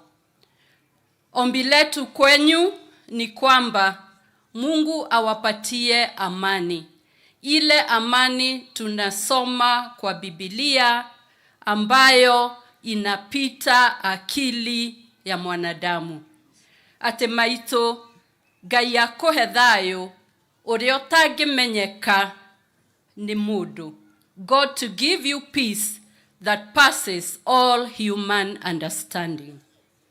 After that, I would like to recognize some of the senior officials who have not been introduced. We have the government spokesperson who is here with us, Waweru. We have the PS Roads, Engineer Mbogwa. We have chairmen and directors of state corporations, and they are all here for this very sad moment. Having said that, Your Excellency, I want to tell you that the year 2024, we shall double our efforts. We shall work. We shall ensure that what we do is in support of your dreams and your transformation. You have told us in cabinet what you expect of us. I want to tell you, I do understand your dream. I'm very happy because history is made by people who were at first doubted, people who had good dreams. Your Excellency, you are making history. Laughter, praises, and other things do not make history. You're making history of this country. From where I am, the Minister of Investments, Trade and Industry will be right behind you to be part of the people who will make your history. We will put effort. We will ensure that we produce enough for use in our country to reduce imports. We shall produce enough to export. We shall support our industries, attract investments, and that's why the industrial spaces that we are working on, county aggregation and industrial parks, the EPZs, the special economic zones, will be there to support those three things: to reduce imports, to grow exports, and to attract investors. With all that, may 2024, for you, Your Excellency, and for you, the Deputy President, may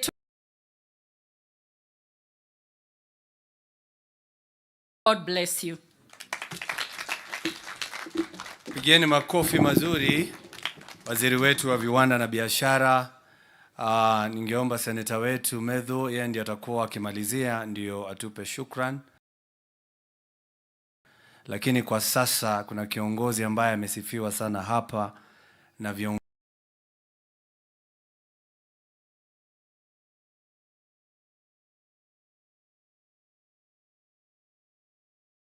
viongozi hapa. Gavana wa hapa anaitwa Gavana Badilisha. Andikia namwambia 2027 akienda kudefend hiyo kiti asitumie jina Badilisha. Wanaweza badilisha. Tunasema aseme rudisha. ndio arudi hapo hapo. Karibu gavana. Asante sana.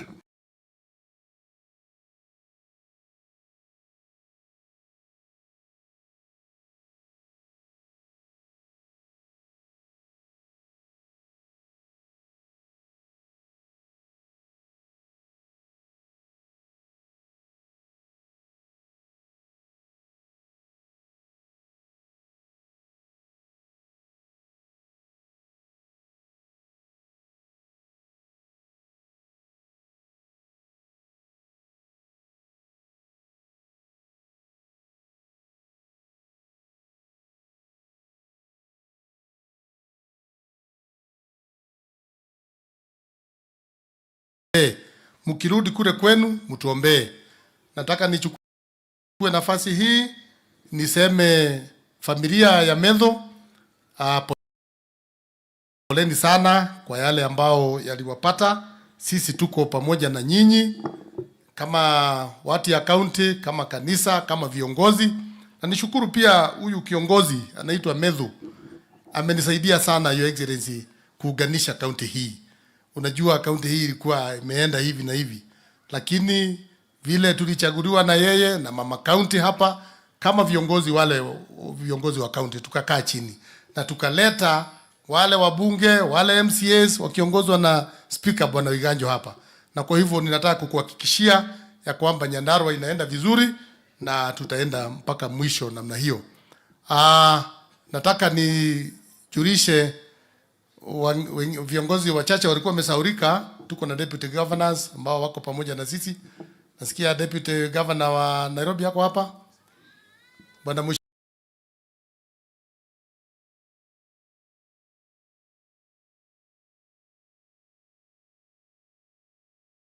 Mushiri, apigiwe makofi. Huyu ni kijana wetu na anafanya kazi nzuri huko na tunakushukuru. Deputy John Madhara ndio deputy wangu, apigiwe makofi na tunasema asante. Asante sana senators. Nafikiri Methu nilikuja jana nikaona alikuwa na hofu kidogo.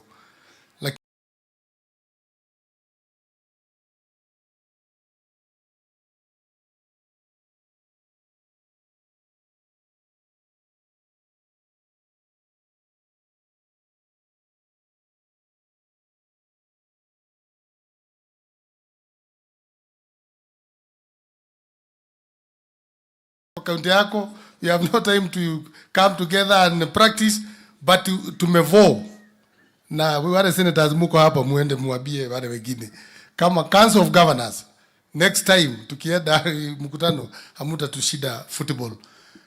Your Excellency, as I add, I want to say kwamba yale mambo yanasemwa hapa, sisi kama watu ya Nyandarua tunataka kusema ya kwamba tumeona mazuri ya hii serikali. Na ni wale watu tu ambao hawana macho ama wako na macho wataki kuona, wana masikio ama hawataki kusikia, kwa sababu Your Excellency, wakati uliingia na ukaona hali ya afya ya Wakenya, ukaintroduce kitu inaitwa UHPs. Bereni walikuwa volunteers. Wewe ukasema hapana. Hapa Nyandarua tuko na vijana 1300 ambao wana cover Nyandarua yote kule mashinani. Mtu akikojeka usiku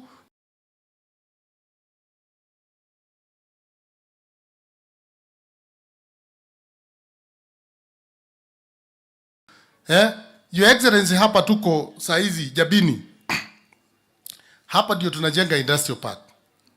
And in the history of this country, sijawahi ona, especially kama hapa Nyandarua, tukiwa na project moja ambayo inagharimu 500 million, ambaye ulikuja na hiyo idea Your Excellency, na tumeanza kuactualize. Saa hizi contractor wetu wa Nyandarua anaingia next. Hizi mboga zote we are going to mop up and do variation, and people will have money in their pocket. So wale watu wanasema ati mambo iko hiyo pande hiyo ingine, I don't understand what they are saying. Your Excellency, Mheshimiwa wa Ndaragwa amesema kwamba Ndaragwa since 1993 haijakuwa even a single kilometer of tarmac. As we are seated here, testify 10 kilometers have been done. Na barabara inaendelea. Kwani watu wanataka namna gani? I think people must realize that this government is working, and with us Nyandarua here, we have hope in this government, and we are praying for this government, and we know that tutaendelea na tutaenda mbali. Ni kusema tu, Your Excellency, yale machache ambao tumeongea hapo mbele, na mimi najua uko na mpango yake. Tuliongea kuhusu hii hospitali inaitwa Mama Mukami level 4 hospital, na waziri alituma watu walikuja wakaangalia, na sasa tunagojea sasa wafike ili tuendelee na hiyo hospitali. Your Excellency, pia nakumbuka tuliongea kuhusu Orkarao Stadium, ambaye pia waziri alituma watu wake na wakakuja wakaangalia. We are now waiting for the real job to start, na mimi ninajua hiyo mpango ni vile unajipanga, na hiyo itakuwa ni sawa. Tuko na JM Hospital ambaye Your Excellency tuliahidiwa hapo mbele. Hiyo hospitali tumengangana naye. It is the only facility in this county. We do not have a level 5 in this county because our level 5 ilienda Laikipia na senator hako hapa, na tuna ubaya, wacha itibu watu huko tu, lakini tunaomba Mungu atusaidie hii yetu naye, na chairman wa budget ametingiza kichwa ni kama anajua iko kwa mpango. So tutaomba kwamba tusaidiwe hiyo. Tulikuwa tumeongea na waziri akasema hawezi pata hiyo 500 million etago, atakuwa analeta kidogo kidogo. So tunasubiri this year tuone ni nini inaweza kuja ili tuendelee. Your Excellency, you also say that kule Le Corbrosat tuweze kufanya surveying of that area, na department ilichukua hiyo shughuli. Tunaomba tu kwamba Your Excellency, the chief surveyor na KWS waweze kuja, kwa sababu hiyo bahari hatutaki aibu. Wewe ulienda huko Your Excellency kule ngambo ukaongea mambo ya climate change. Sisi zote tulisimama kwa ma TV vile ulitoa hotuba ya climate change, na itakuwa ni vibaya sana bahari yetu ipotee, and our president is very good in climate change. So that is why we are saying that we be supported, we be helped, so that we conserve that lake, na pia tuweze kuwa na mambo ya attraction ya tourism and all that. Sitaki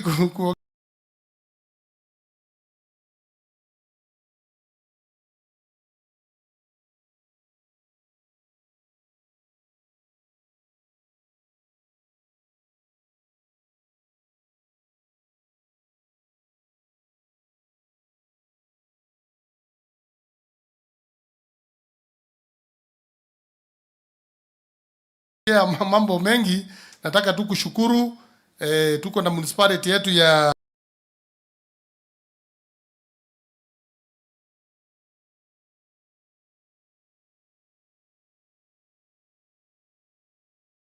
kwamba engineer inahitaji rami huko barabara huko nyuma tuwekwe rami, na pia waziri wa housing tuliongea naye juzi, ile market yetu ya engineer ambayo tulikuwa promised, hiyo pia naona hako kwa mpango, Your Excellency, na tutashukuru sana kuona kwamba haya yote yakiendelea. Najua tutakuwa na kazi za watu wetu kufanya. Affordable houses haileti kazi za vijana wetu. Already huko wanafanya, tunafanya 203 houses in Orkarao, we are doing 100, na wamesema wataongeza zingine 100, and this is very good for this country. Vijana wetu wanapata kazi na tutaendelea na hiyo.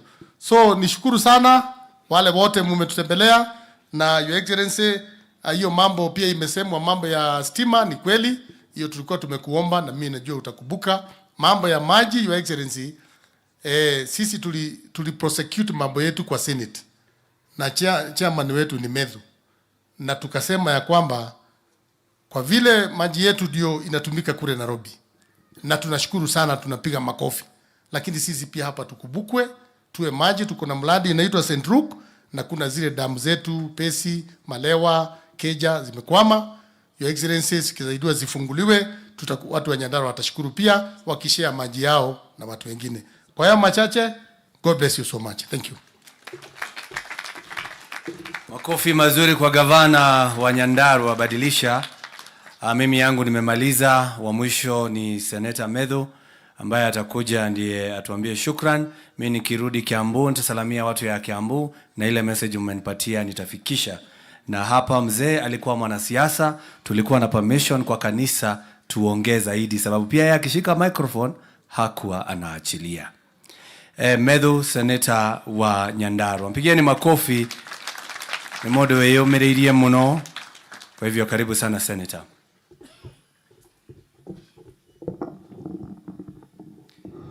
Asante sana Senator wa Kiambu, kiongozi wetu mkuu, Your Excellency President Dr. William Ruto, Your Excellency the Deputy President Rigathi Gachagua, the Right Honorable Speaker of the Senate, Amason Kingi, my Governor, Your Excellency Dr. Badilisha, viongozi wote, waziri na indeed all protocols observed, viongozi wetu wa kanisa, watu wote wa familia yetu.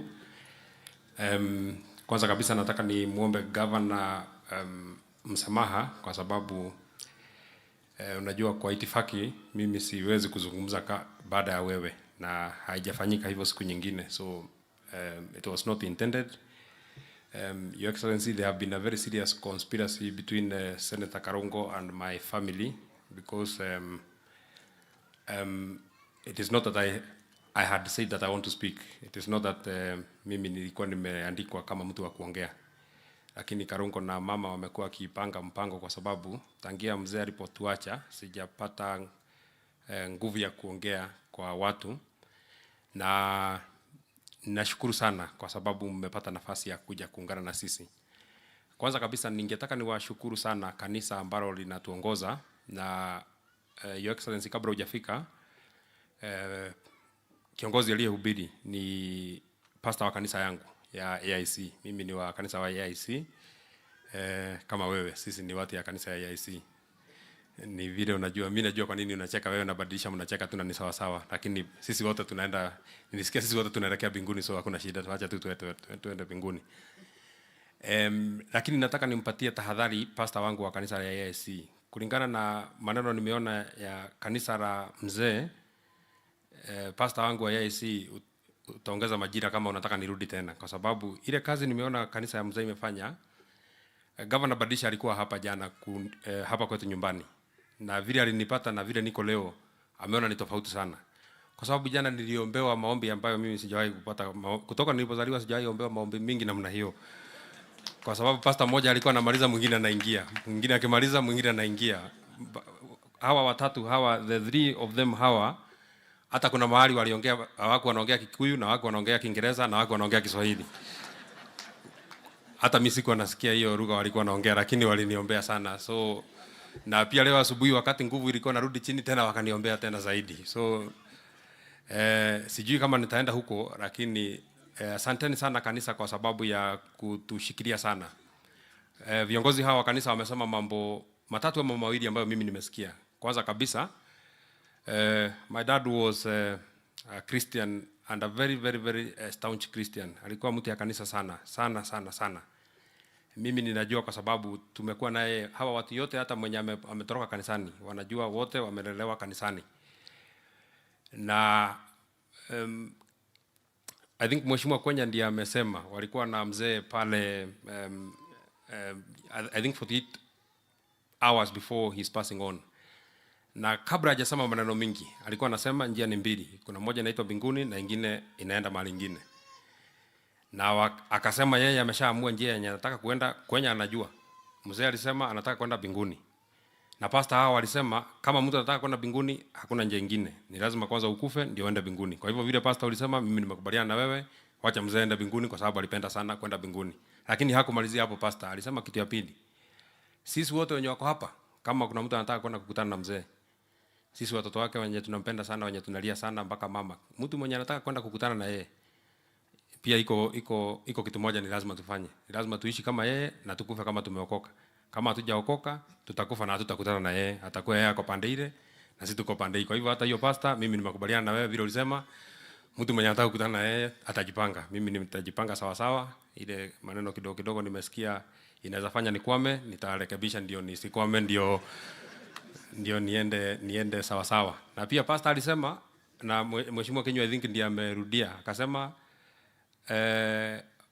na nilimwambia Kwenya, it is true that I told Kwenya I think on this one I don't think God is very very right. I don't think he's very fair because I mean the way our dad passed on, Your Excellency, you know, I told you it was very very sudden.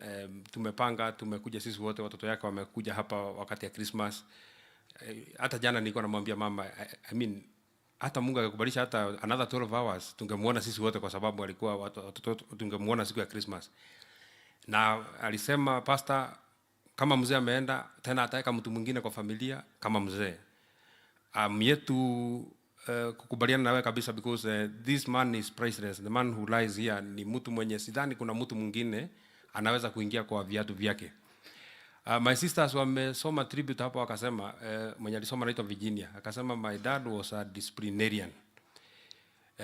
Which is actually true. Mimi nilisikia alikuwa anacharaza watu viboko, lakini mimi sikupata nafasi ya kucharazwa viboko kwa sababu si kila mtu alikuwa anacharazwa viboko. Mtu alikuwa anacharazwa viboko ni mtu alikataa shule, na mimi sikupata nafasi ya kukataa shule hata siku moja. Kwa hivyo speaker, ukiona maneno inaharibika pale Senate, ujue ni wakina Karongo wananiharibu. Mimi ni mtu mwenye nimewekwa sawa. Mimi I've been brought up kwa njia straight, kwa sababu hiyo maneno ya disciplinarian mimi hapo siko. I was seated there wakati walikuwa wanasoma eulogy ya mzee, wakasema mahali ametoka because this man by the time aage, na kama Your Excellency utapata nafasi ya kwenda pale nyumbani utaona, alikuwa rise kutoka mahali chini sana. Huyu amekuwa fundi wa baiskeli, hata watu wengi hapa wanamuita Maigo Midhikiri. Huyu amekuwa fundi wa baiskeli, just a normal mtu fundi ya baiskeli, na ameweka bidii sana mpaka akakuwa mtu wako na vitu yake kidogo. Amenunua gari mwaka ile mimi ninazaliwa, ametengeneza baiskeli mpaka ananunua gari hiyo wakati. So huyu ni hustler mwenye ametoka chini. Is a demonstration kuwa unaweza toka chini uende mpaka juu. Baba yangu alipenda maneno ya masomo sana. Out of watoto yake 9, watoto 7 wako na degree, na wengine walipata kwa nguvu kwa sababu walikuwa nakatazwa. Iko wengine pale mimi naweza taja mtu, lakini kwa sababu sitaki maneno iingie kwa familia, wacha mimi niwachie hapo, lakini iko watu pale walipata kwa fujo yenye hata wenyewe wamesema si uzuri. Wamekuja hapo wakasema walikuwa wanawekewa kwa nguvu. Maybe I would not want to read that tribute that I wrote, but to just tell you the demonstration of who this man is, Your Excellency. Wakati mimi nilisema ninataka kuomba kiti ya kuwa senator, it is important nikwambia kwa familia yetu, kuanzia my great grandfathers, kwa pande yote mbili, pande ya mama na pande ya mzee, hakujawahi kuwa mtu mwenye ameomba maneno ya siasa. Hata hakuja kuwa mtu amekuwa hata chief, level ya chief, labda uongozi ya kanisa, lakini uongozi hii ya kuomba kura sijasikia mtu mwingine amewahi kuomba kura hapa kwetu nyumbani. Hata mtu mwenye anapenda kuongea mbele ya watu, si watu wengi sana walikuwa napenda mambo hayo. Na mimi mwenyewe sikuwa nimemuona baba yangu akifanya kampeni hata siku moja, kwa sababu najua yeye ni mzee ya kanisa, anajua maneno ya kanisa. I think that time alikuwa kama wale wazee wengine wenye wanaona kama siasa ni ya watu wenye sio watu wazuri. Unajua watu wa zamani walikuwa watu ya siasa walikuwa watu wabaya, lakini siku hizi wako watu wazuri kutoka watu ya kanisa kama wewe walipoingia. So wakati nilisema ninataka kusimama kiti 2017, nilikuwa mtoto wa shule. I was still a student at Pwani University. So I didn't know how to tell mzee that I want to run for a political office. For some reason I just chose to run for Senate. Sikutaka kusimama president, sikuwa na degree. Sikutaka kusimama governor, sikuwa na degree. Sikuwa nataka ubunge, nilikuwa naona ni ndogo. And I still hold that position, dindi that kiti ya ubunge ni ndogo sana. So nilikuwa nataka ile inatoshana na mimi, ile nilikuwa naona ile ya ubunge. That is why hata kama mnabishana mnasema ni upper house, is okay, hakuna shida, lakini mimi nilitaka kwenda hii yenye watu wengi wananiamini, watu wengi sana kama watu wote hawa wamenichagua. Watu wako kidogo wamekuchagua kwenye hapa, wako kidogo wamekuchagua Mshira hapa, wako kidogo wamechagua, lakini wote hawa wamechagua kama Methu hawa watu. So mimi niliposema nataka kusimama kiti, nikakuja nikaambia mama, mama nataka nisimame kiti because my mother is my friend. So nikamwambia wewe uende umwambie mzee kwa mimi ninasimama kiti. Akaniambia kama wewe unasimama kiti ukiwa shule, wewe ujue utafuta njia ya kwenda kumwambia baba yako, kwa sababu mimi siwezi kumwambia unataka kukataa shule ndio uende ukasimame kiti. Nikamwambia sikatai shule. Mimi nafanya mtihani mwezi wa 4. Kwa hivyo ile kitu sitafanya, sitaingia chama ya Jubilee kwa sababu Jubilee ikifanya nomination mimi nafanya mtihani, so sitaweza kushikanisha. So nitatafuta chama kingine yenye mimi nitaenda direct mpaka huko mbele, huko mwezi wa 8. Lakini mama akakataa kumwambia mzee. So what I did, nilienda nikaprint posters mingi sana. Nikaenda pale kwa mlango yake nikaweka mingi na nikajiendea shule nikarudi Mombasa. Ndio akiangalia poster aone kama ni mimi niko hapo na majina yangu imeandikwa hapo na kiti yenye nasimama. So anauliza mama, na hii mtu amesemaje? Mama anamwambia mimi nilisikia amesema. Unajua mama pia hataki kusema kana ni kama hako kwa hiyo mpango ya mimi kusimama. Anasema nilisikia hii mtu ni kama amesema anataka kusimama. Nilisikia ilichukua muda kama 4 days. Yeye akiangalia hiyo poster anarudisha. Akiangalia anarudisha. Mpaka akapata nafasi akanipigia simu, akaniuliza, nikamwambia ninaona ninataka kusimama. Akaniuliza pesa ya kusimama iko wapi?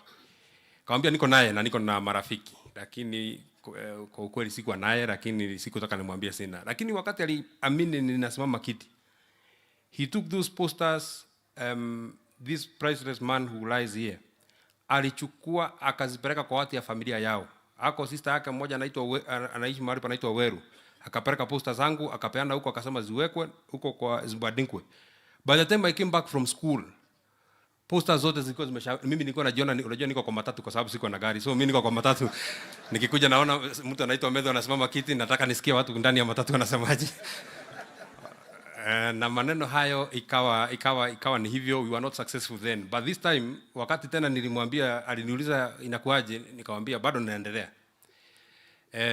Zamani kidogo nilikuwa siko wa chama ya UDA na wewe unajua. So nilikuwa kwa chama kingine. So akaniambia ni sawa tu, tuendelee tu, tuombe hii kiti. Lakini kama ungeingia UDA tungeipata kwa rahisi sana. Hako anataka niingie UDA, hako anataka kuniambia ingia, lakini akaniambia kama ungeingia tungeipata kwa rahisi. This man alilala kwa Tallying Center, inaitwa Engineer, a whole night alikuwa hapo. Akatoka hapo akakuja akachukua bibi yake ambaye ni mama yangu. Akamwambia hapana, kura yetu inaweza ibiwa huko Orkalau. Sasa mimi jana ndio nilikuwa namuuliza mama, ungejuaje kura inaibiwa? Ni ya nani ndio ilikuwa wapi? So walikaa hapo the whole night, the whole day, wakatusimamia, wakatushikilia. Mama aliniambia jana kuwa mzee anasikia. So dad, from my heart, you know that we loved you na tumekupatia, kama mama alituambia tukukubalishe uende ukapumzike. With very heavy hearts we will allow you to go and rest. We shall keep your legacy na tutafanya mambo ile ambayo sisi kama watoto yako na kama familia ungetaka tuyafanye. Your Excellency, utanikubalisha kwa dakika moja niseme tu kwa lugha ya ule mtu anaitwa kinywa, kwa sababu ningetaka nimweleze mama jambo moja peke yake, kwa sababu aliniambia mzee anasikia na watu ya kanisa wako hapa na viongozi wako hapa. By the way, Your Excellency, mama amesema kitu yenye ananiuliza kwa sababu ninaona kama rais anasikia baridi, naweza mpatia hii kikoi yangu ama askari yake?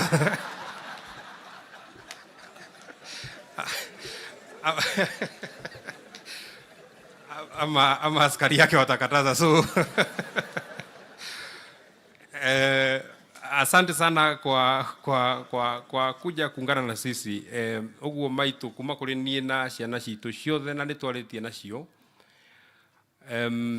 Tutingihota kuikarira giti kiria kiraikaragirwo ni baba, no nitukunyitana muno na umenyage nitukwendete muno kuma ngoro-ini citu, na nitugutungata muno matuku maria mothe Ngai egukuhe guku thi. Nitugukwenda muno na nitugukuhe thayu na nituguthingata muno urumwe uria baba arendete, tondu ni arendete tutwarane na tunyitane muno, na gitio kiria turahete baba tondu ni turamuhete giothe turi kuheaga giaku na giake, na wendo uria turendete baba tugukwenda we, wendo wake na wendo waku, na ciugo ciaku nicio ikoragwo cie ciugo cia baba. Umenye nitukwendete muno na nitugukurora muno na nitugutungata muno makiria na nitugukenia muno. Ni njui ni urarigwo kana nitukuhota gutwarana wega o uria uranjirire ira giti kiria kiraikaragirwo ni baba giguikarirwo ni Ngai. Mheshimiwa Rais, nilikuwa namwambia mama kuwa mambo hiyo itakuwa sawa sawa. So leo unajua mimi siwezi kusema maneno ya siasa. Ile siasa imesemwa na Karungo, mimi nimekubaliana nayo, hiyo ndio siasa hiyo yenye amesema. Hata hiyo Dindi amesema, na ni vizuri sana Dindi na mtu anaitwa Ichung'wa amekuja, na Rais William Ruto amekuja, na Rigathi Gachagua amekuja. Because mama anajua wakati any of these four leaders wenye nimetaja wako Kiririmbi, hakuna mtu mwenye anaweza karibia remote ya pale nyumbani. Mzee alikuwa anapenda these men sana, alikuwa ananiambia ukue mjasiri kama Dindi. Kwa hivyo kama Dindi amesema tunafanya maneno huko, mzee alisema niseme vile ulisema, so hata mimi nafuata vile ulisema. Mimi nafuata tu maneno ya mzee vile umesema. Kama Karungo nimesikia mko na shida na mpiga kura ya kwenu, vile mtangangana na mpiga kura ya kwenu, mtapanga vile mtashughulika huko, lakini hata sisi tulikuwa na mtu alikuwa anatusumbua hapa, na mimi nilikuwa nampiga kura, alikuwa anavaa sufuria kwa kichwa, na sasa unaona siku hizi mimi nimeshapanga yeye. So na wewe upange mpiga kura yako, watu wote waache kusumbua rais, ndio tuende mbele. Lakini Your Excellency, kwa sababu ile siku tulikuwa hapa kwa mama Mukami Kimathi, tulipangana kazi na tukafanya sawa sawa.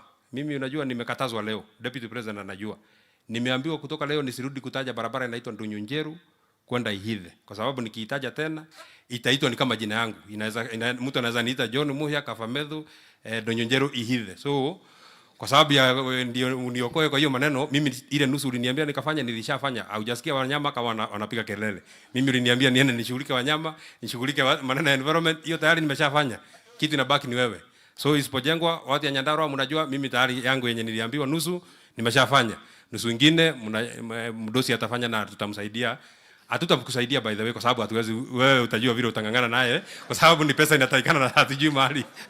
Hatujui mahali hiyo pesa itapata. Hiyo hatutakusaidia. Hiyo wewe utajua vile utangangana na Mungu atakusaidia.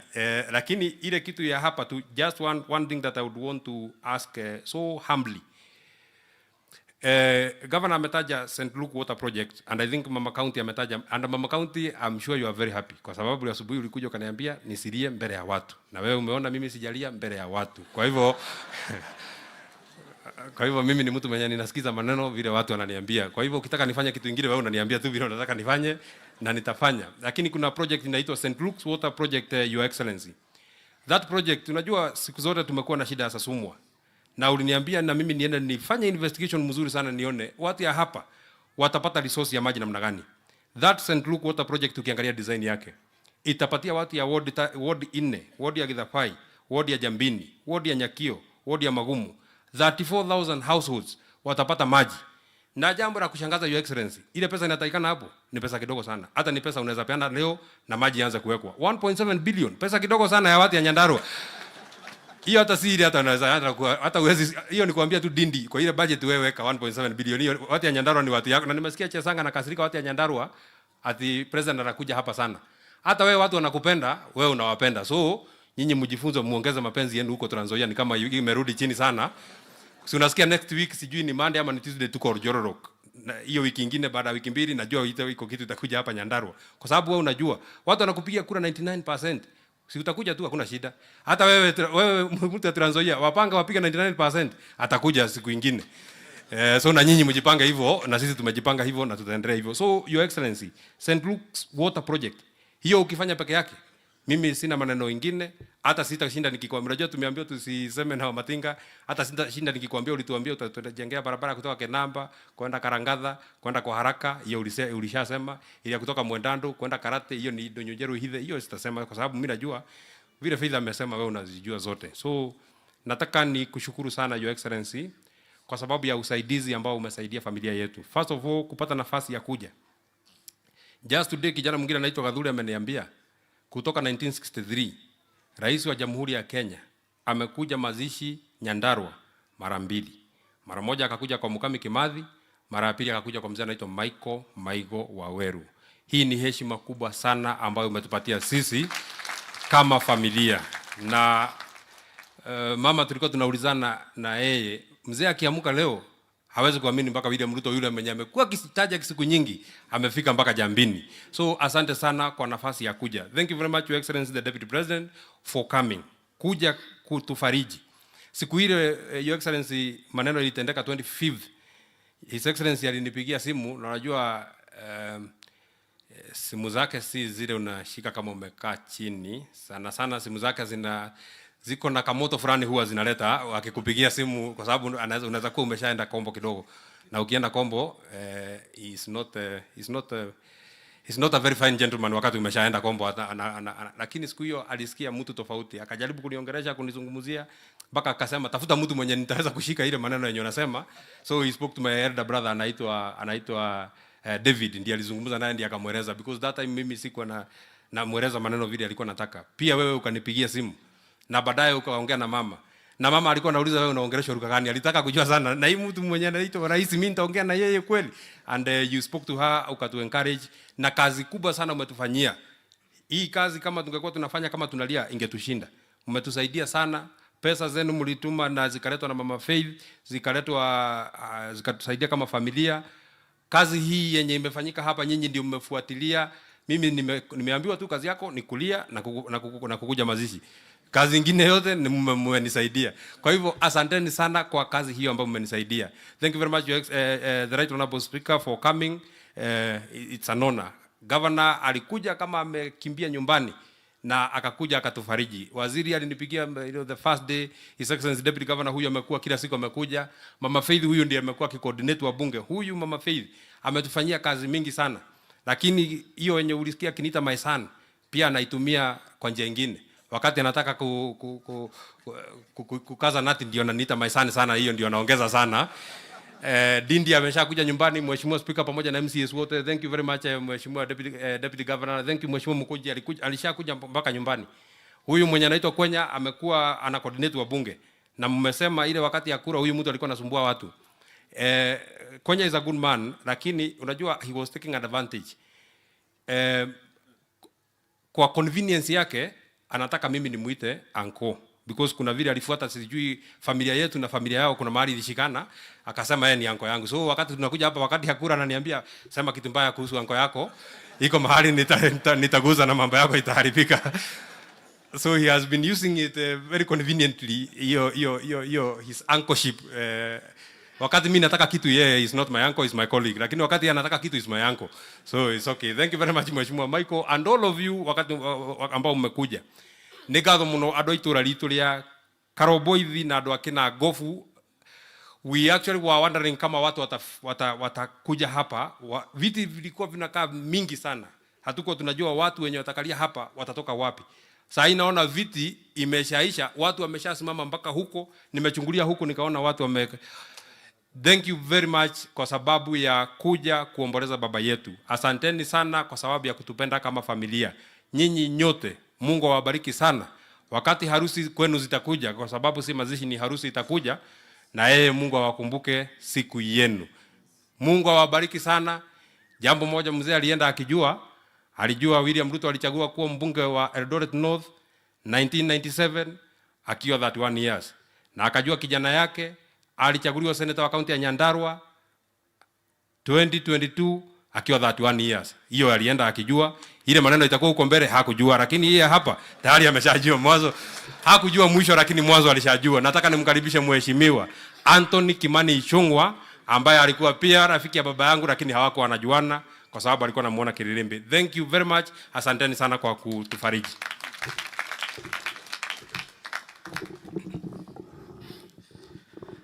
Tumpigie Mheshimiwa Methu makofi tena.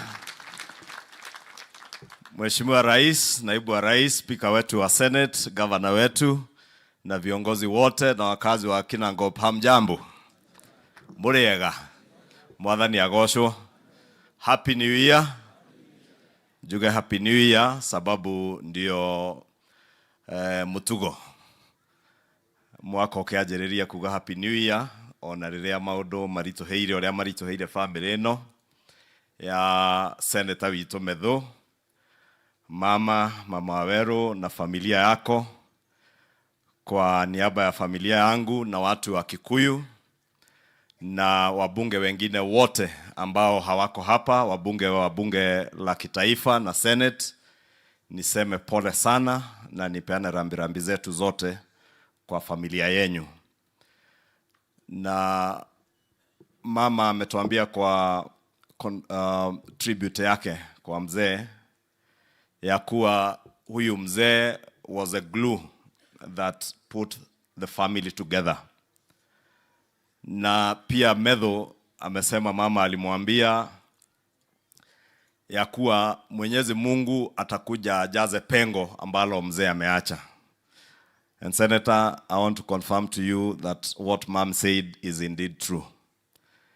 Ya kuwa hata kama baba ameondoka, ambaye alikuwa ni glue iliyoshikanisha familia yenyu, aliwezeshwa kufanya hayo yote na Mwenyezi Mungu. Na Mwenyezi Mungu mwenyewe anajua sababu ya kumpumzisha mzee wakati alimpumzisha, hasa ikiwa wakati wa sikukuu ya Krismasi na wakati ambao familia nyingi zinakutana kusherehekea sikukuu. The best we can do is to pray for you and your family that God will continue to console you as a family and give you strength to be able to forge on with life, even in the absence of your dad, the husband to your mom, and a mentor, as you have said, to all of you as his children and other people in this community ya hapa Kinangop. Kwa hivyo tuwaambie pole na tutaendelea kuwaombea. Na muishi mkiamini ya kuwa hilo pengo mzee ameacha, Mwenyezi Mungu mwenyewe atalijaza. Na vile mama alikuelezea, kiti alichokuwa akikalia mzee, Mwenyezi Mungu peke yake anajua venye amepanga, na ataweza kuja akalie hicho kiti kwa nyumba yenyu. And we can only pray that you continue to be united as a family vile mzee alitaka. And we are happy, Senator, ya kuwa umesema vizuri ya kuwa mzee ameondoka, lakini amewaacha nyinyi na amewaachia Mungu. Na najua kawaida kwa familia zetu, and I say that because I'm also my dad's last born son, na nimeona wewe pia ndiye kitinda mimba wa vijana wa mzee. Kawaida kijana kama Waweru, who is your first born, huwa ako karibu sana na mama. Na kijana yule last born huwa ako karibu sana na mzee. Na nimeona ya kuwa ni ukweli pia wewe ulikuwa karibu sana na mzee. Kwa hivyo wewe ujue kama pia kiongozi uko na jukumu kubwa zaidi kwa hii familia, kuishikilia na kuhakikisha ya kuwa mmeishi pamoja vile mzee angetaka muishi. Kwa hivyo poleni, and may God bless you and rest the soul of mzee in eternal peace. Mheshimiwa Rais, viongozi wengi wameongea na mengi yamesemwa, na sitaki kurudia yale yamesemwa. Na Mheshimiwa Rais aliyekuwa speaker wetu hapa Nyandarua, Mheshimiwa Wahome, aliongea juu ya KIPES na the EPZ centers. All those industries zitakuja kusaidia uchumi wa nchi yetu. Na hapa Nyandarua, vile Senator Karongo alisema, hasa hapa Kinangop mulijulikana sana kwa kilimo cha viazi.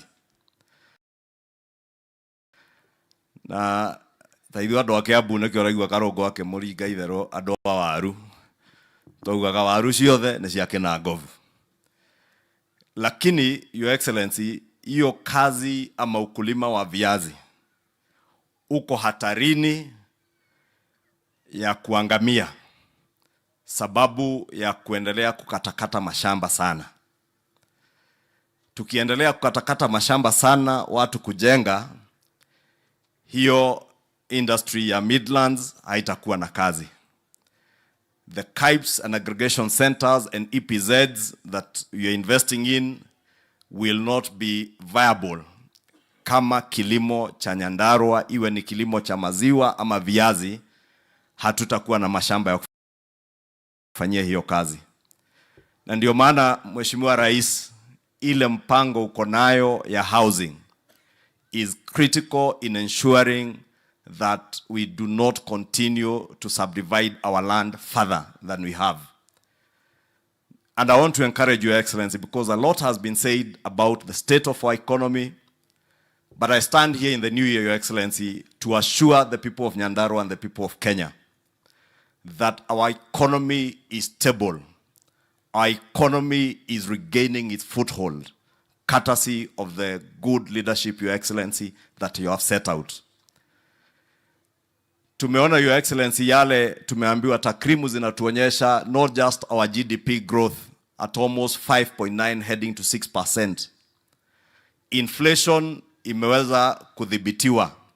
Na umeona hata reports za World Bank zikituambia ya kuwa Kenya is among the countries in the world that have been able to contain inflation. Na ndio maana Mheshimiwa Rais, mimi sina wasiwasi nikisema na nikiambia Wakenya ya kuwa umeweza kudhibiti uchumi wetu, and the next thing is now the economic takeoff. Your Excellency, sina wasiwasi mimi nikisikia watu wakati wa Christmas, wakati wamekula vitu zingine, wakisema wako tayari kurudi kwa maandamano. Na mimi nawaombea tu. Nikajiuliza, walituambia last year wanaenda kwa maandamano sababu bei ya unga ilikuwa 260. Leo bei ya unga iko nusu ya hiyo bei. Sasa utaambia watu unaenda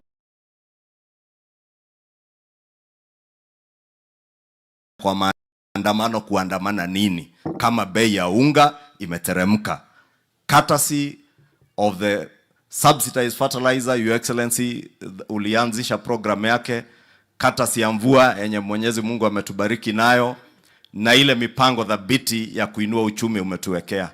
So I want to encourage you, Your Excellency, do not relent. Tumeambiwa, Your Excellency, our forefathers in the first dispensation of our country fought for independence and lost lives. Many people lost their lives in that fight for independence. The second dispensation, Your Excellency, of our country was that of the second liberation, which culminated in the enactment of a new constitution in 2010. And there are many heroes of that second liberation, many who are still alive today and many who lost their lives and who have passed on ahead of us. The third dispensation, Your Excellency, and that's why I agree with those like Waziri who have said that you are rewriting the history of our country. The third dispensation is a dispensation that you will lead as a President of the Republic of Kenya this time. That is a dispensation of social and economic justice to all Kenyans, to ensure that there is fair distribution of every Kenyan can access universal health coverage. That mzee, like our father here who has passed on ahead of us, who we have read suffered from diabetes, na amekuwa akitibiwa kwa hospitali za serikali na za kibinafsi. And I am certain amekuwa akilipa matibabu ya kutibiwa ugonjwa wa sukari. And we have many Kenyans wako na cancer na magonjwa mengine critical and chronic, wenye wamekuwa wakirudi kwa mifuko wanauza mashamba sababu ya health costs in our country. Your Excellency, as a governor has said, you have put in place a very good program under UHC, that under the Social Health Insurance Fund, sasa watu wataweza kutibiwa ugonjwa wa sukari, ugonjwa wa saratani, bila kulipishwa pesa zozote kwa hospitali zetu, ukiwa tu wewe ni member wa NHIF or Social Health Insurance Fund. Lakini Mheshimiwa Rais, vile tulivyoambiwa na viongozi wengine hapa, those who do not want Kenyans to enjoy that shared and collective economic prosperity are sabotaging these programs. They are sabotaging your housing program. They are sabotaging that universal health coverage program and other government programs. And Your Excellency, allow me to speak to our judiciary as we bid farewell to Mzee Maigo, and ask our judiciary not to allow our judicial officers to be used by the economic saboteurs, those who want to sabotage that endeavor to ensure that we have collective economic prosperity. let me ask our judicial officers not to allow themselves to be used by the cartels that are sabotaging the housing program, the program to ensure that all Kenyans access universal health coverage. Wale ambao wako kotini, Mheshimiwa Rais, ni wale ambao wamekuwa wakinufaika na uporaji wa pesa kutoka mpango wa NHIF. Ndio wameweka makesi kotini. Wale wengine unasikia, wale Ndindi Nyoro wameongea juu yao hapa. The masters and architects of state capture. Wale ambao walidhani ya kuwa Wakenya wataishi milele na milele kama slaves, wao na familia zao. They are the ones today who are pushing the sabotage of the housing agenda. And Your Excellency, I said the other day, and they sent all their social media teams to descend on me, but I want to tell them today, Your Excellency, mimi hakuna mtu wa kunitukana kwa social media anaweza fanya nikose kukuambia ukweli.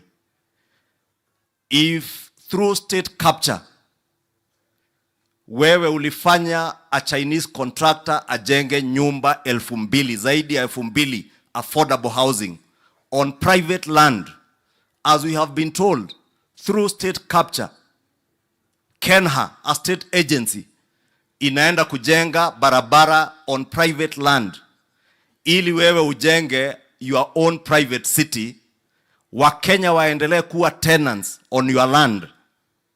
Your Excellency, I want to ask you, do not relent, never relent on the endeavor to ensure that the housing agenda becomes a reality. Those who are ahead of you, courtesy of state capture, sabotage that program so that they benefit themselves and their families. Your Excellency, you are now the architect of that third dispensation of our country to ensure that we have social and economic justice to all Kenyans, that all Kenyans can access affordable housing, young Kenyans can access jobs. Huyu Senator Methu, Your Excellency, unakumbuka na amesema vizuri. Na ni vizuri sababu ni kijana husikiza huyu senator wetu. Unakumbuka wakati tulitembea hapa mara kadhaa tukiomba kura, mkiwa na naibu wa rais, siku moja amesimama juu ya gari akiongea, ukaniambia mkiwa na Mheshimiwa Rigathi Gachagua, tafuta huyu kijana atoke kwenye yako akuje UDA, wakiwa na Mheshimiwa Karongo Wathang'wa. And when I spoke to both of them, Your Excellency, I can confirm, sababu Karongo alikuwa Secretary General, alikuwa na cheo kubwa kidogo pale kwa hiyo chama. Huyu Methu ndiye alikuwa wa kwanza kuniambia enda uambie rais mimi, sababu hata mzee alikuwa ameniambia the same thing. Mimi nimehama na nitaongea na Karongo tuhame pamoja, na wakahama wakaingia UDA. And that is why with God's blessings the people of Nyandarua elected him as senator hapa, na Karongo kama senator wa Nyandarua wa Kiambu. Mheshimiwa Rais, nimesema hivyo sababu ulisaidia huyu Senator Methu na Karongo kama vijana wawili wachanga wakapata kazi kama masenator. But the bigger challenge in our country today is millions of young people, their age and below, who have no jobs. Those jobs can only be guaranteed if we actualize that housing agenda and all the programs, even those of manufacturing and industry, as Waziri has said, if they become a reality. I want to encourage you, do not relent, do not lose your focus on your agenda. Hawa watu wa kelele wewe tuachie. Mimi tukiwa na Ndindi Nyoro na wale wengine na Senator Methu tutapambana na wao na tutamalizana. Wewe uendelee na kazi ya kujenga hiyo barabara ya Hithe, uendelee na kazi ya KIPES na ile ingine yote ambayo umepangia watu, including universal health coverage. Rais, ukumbuke tulitangazia Wakenya kutoka Januari hii, Kenyans will be able to pay 300 shillings kwa NHIF. Leo ni Januari tarehe 2, Kenyans cannot do that. Sababu wachache wameenda kotini kuzuia huo mpango.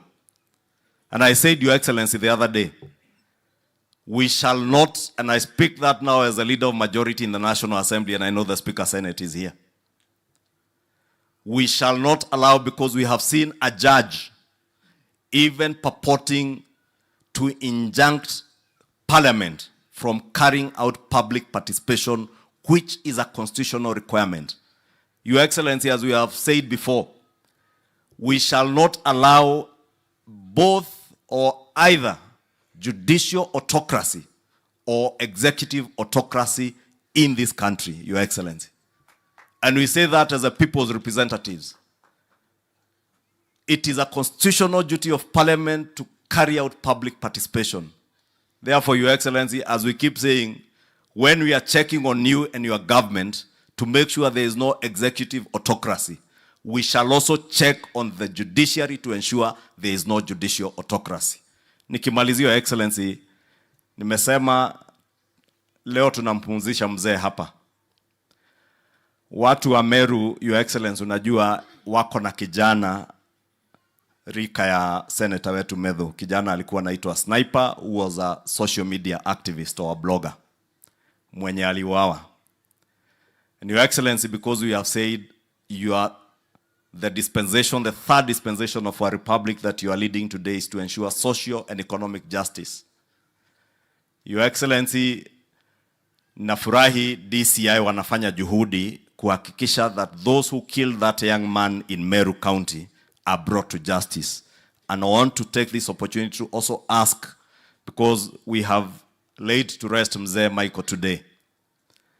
The family of Sniper in Meru are yet to lay him to rest, awaiting justice. We want to ask both DCI and the office of the DPP to expedite the investigations and ensure that those who killed that young man are brought to justice and charged before court.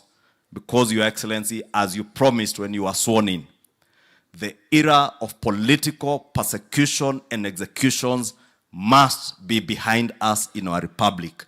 We must have a country where the rule of law and justice and are the order of the day rather than the exception.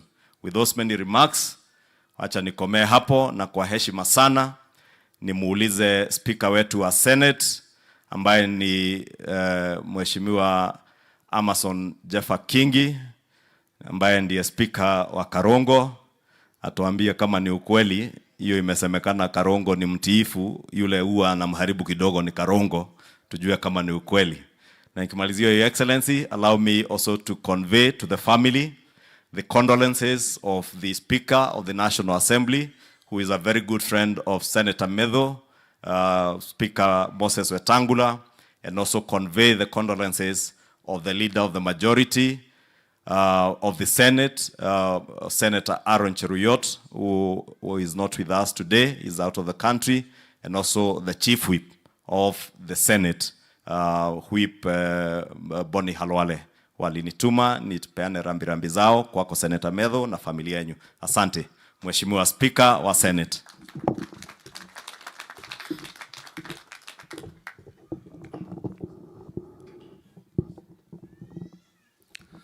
Rais wetu wa Jamhuri ya Kenya, naibu wako Mheshimiwa Rigathi Gachagua, familia ya mwenda zake kiongozwa na Seneta wa Nyandarua, Senator Methu, na mama mjane, Mama Janet, Governor wa Nyandarua, Mheshimiwa Badilisha, viongozi mliofika hapa, majirani, marafiki na waombolezaji wenzangu. Bwana asifiwe.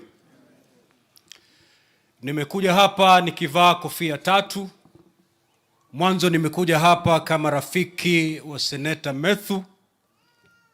Pili, nimekuja hapa kuwakilisha familia yangu, na pia kuja hapa kupeana rambirambi kwa sababu ama kupeleka rambirambi zangu kwa niaba ya Senate.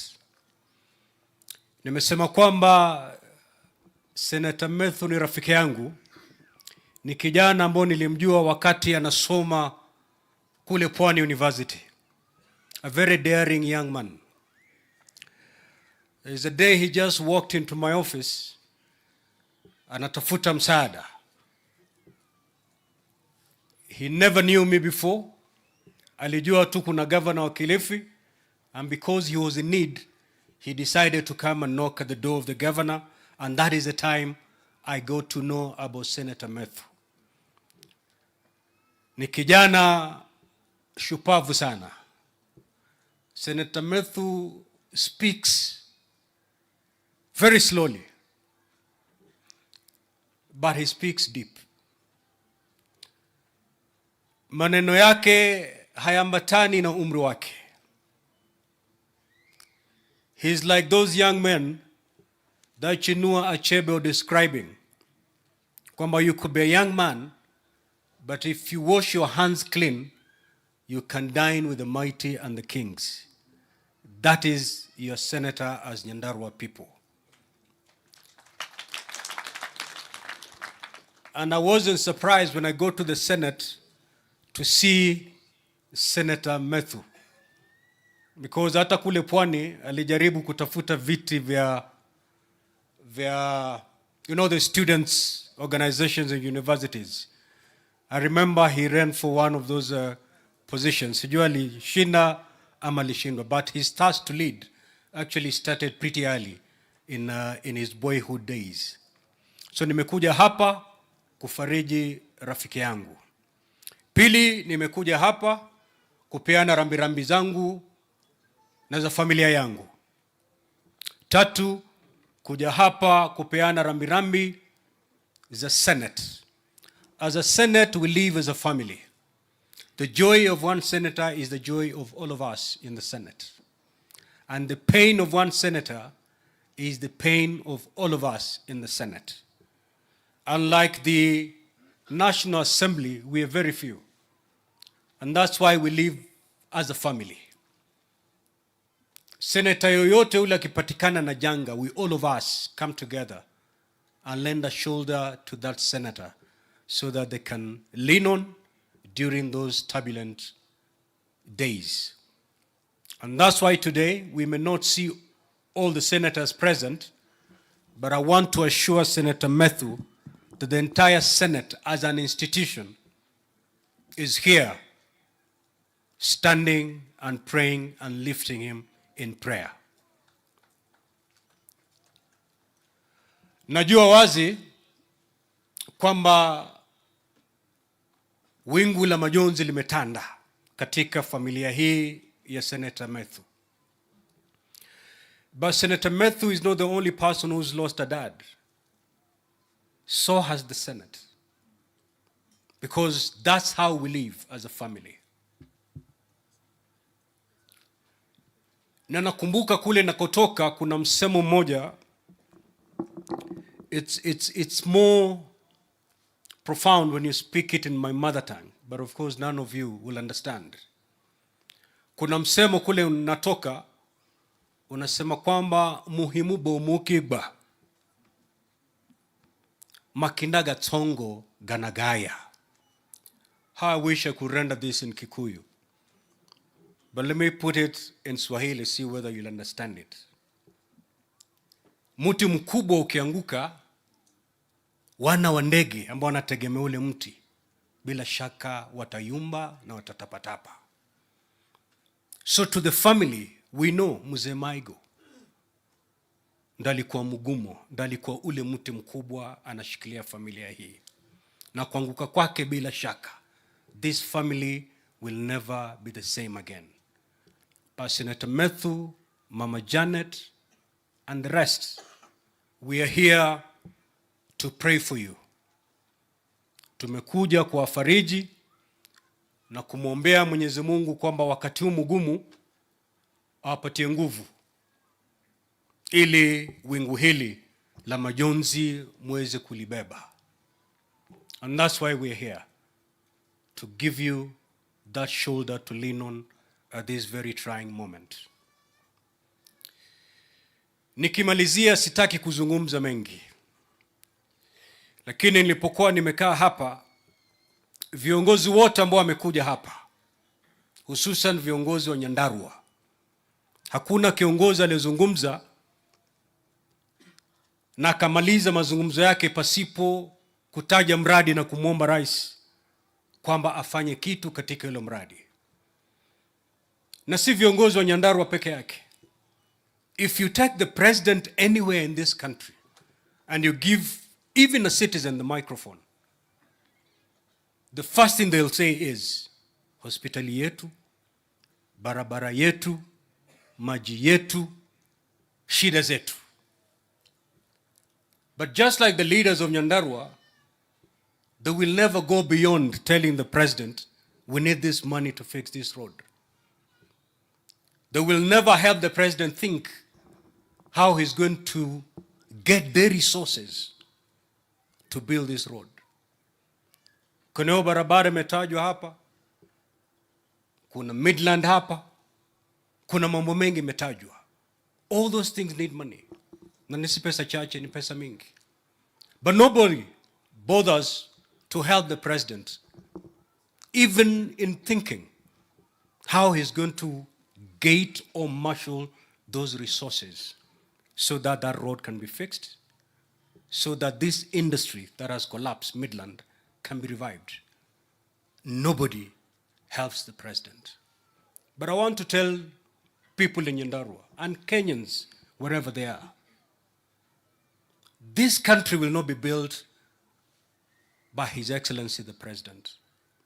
It is upon you and I to build this country using our own sweat. In other words, our taxes. The road that has been talked about here will be built if we pay our taxes. There's no other place the president can get money. The only other place the president will get his money to build this road is when he goes to the international market and asks for a loan.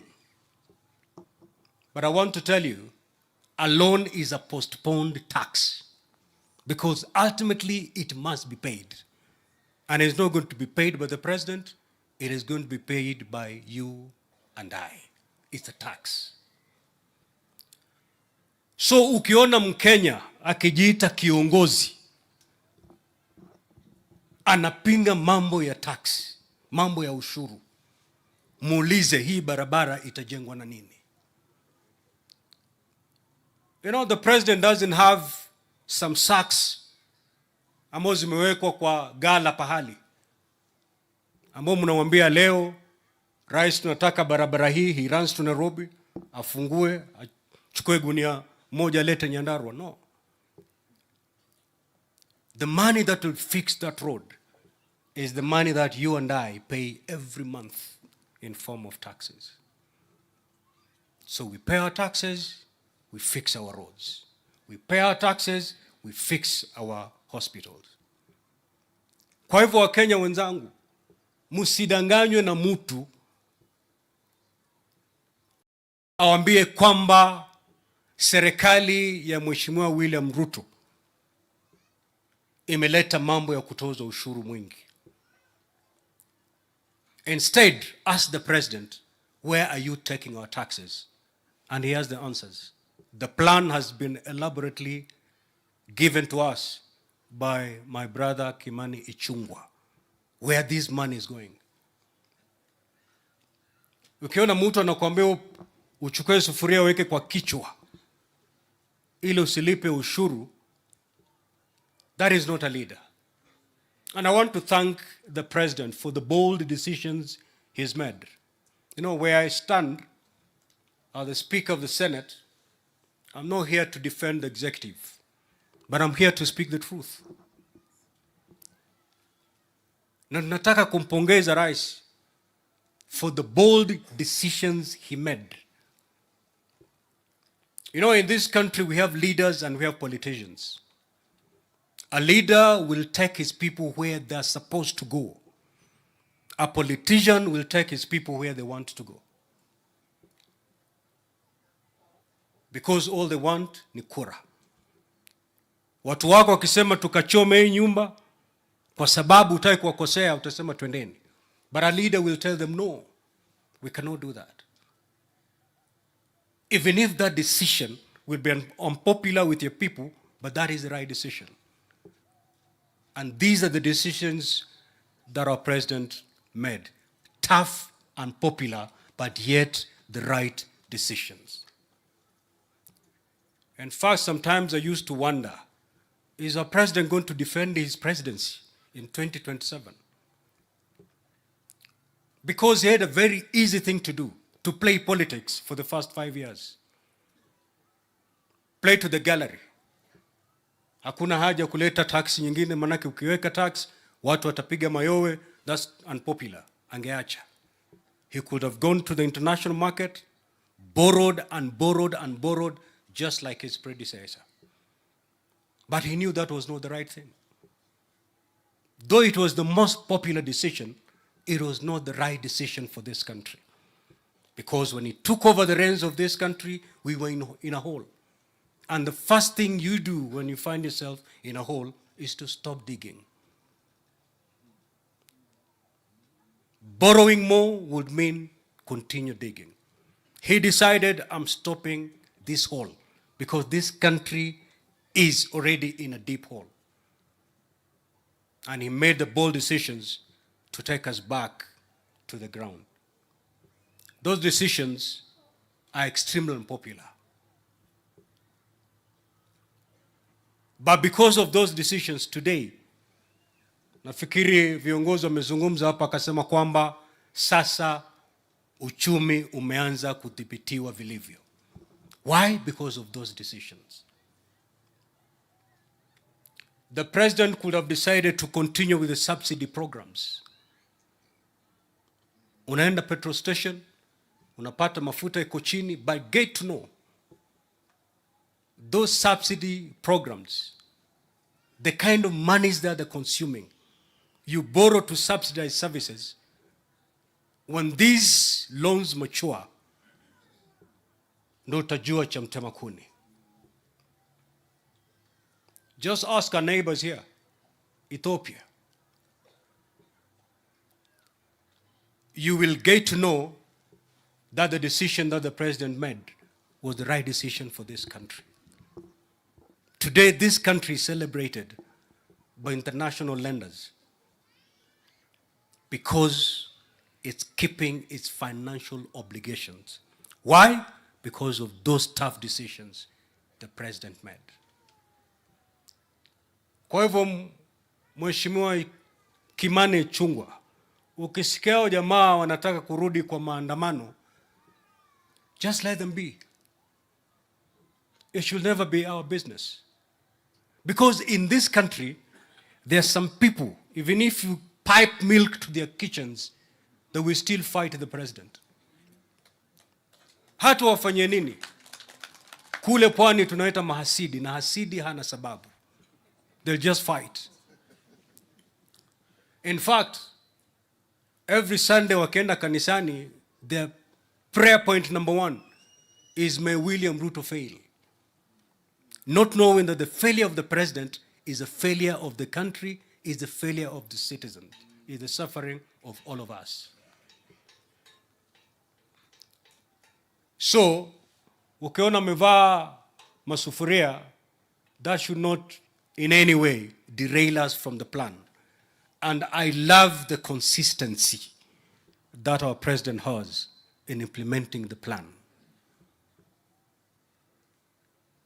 You know, Your Excellency, there's a technique I read about in leadership. It is called the Stockdale paradox. I don't know whether, Excellency, you've read about it, but if you haven't, you're implementing it without even having read it. It is a technique that combines the brutal acknowledging of tough challenges facing you, the reality of today, and then combining that with the wit of believing that because of the programs I'm putting across, we will one day break even. Your Excellency, when you took over the reins of this country, leadership, the facts, the challenges that were facing you, we knew it will take maybe even 10 years to move from where we are. But under 1 year, we have started seeing the positive changes because of the programs that we've brought about in this country. The only thing we can do, wananchi wenzangu, is to pray for our president. You know, I was told whenever we go for prayers with the president, kanisa wanasema kwamba tulimuombea rais, akawa rais. That's a good thing. Lakini kule pwani tunasema kwamba kupanda mchongoma si ngoma. Ngoma ni kushuka mchongoma. Praying for the president to be president si huja. Huja ni kumwombea ili afanikiwe katika urais wake. If we prayed for him to be the president, we need to even double our efforts so that he succeeds. I am shocked today that I can see bishops, pastors who prayed for William Ruto to be the president at the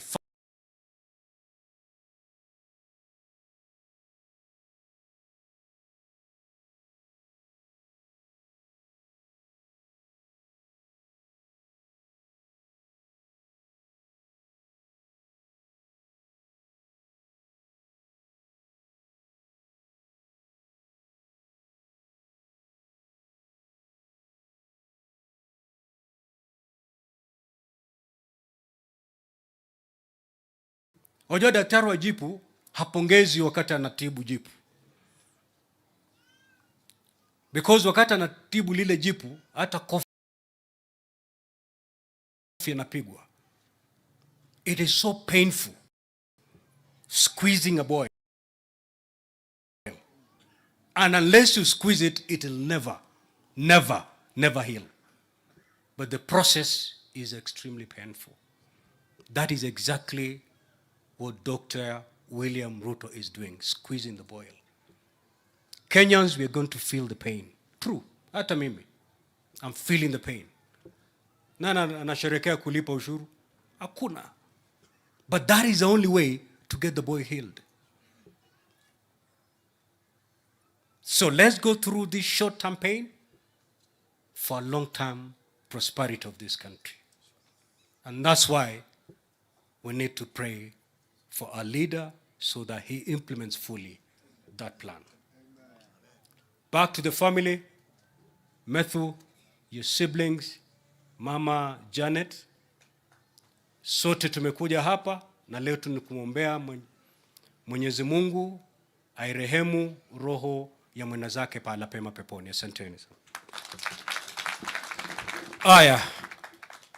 You know, I used to think I knew people who speak the truth, nothing but the truth, so help me God. Because every time, as a lawyer, I used to go to court every day. And before a witness testifies, anapatiwa Biblia. Na anaapa, kwamba nitazungumza ukweli mtupu, wewe Mwenyezi Mungu nisaidie. Then 3 minutes down the line, anaanza kigugumizi. But I came to learn of a man who does not require to swear by the Bible to speak the truth. If you know the truth and you're struggling with it, pass the mic to one Deputy President Rigiji. He will take it home. Welcome, Deputy President. Welcome.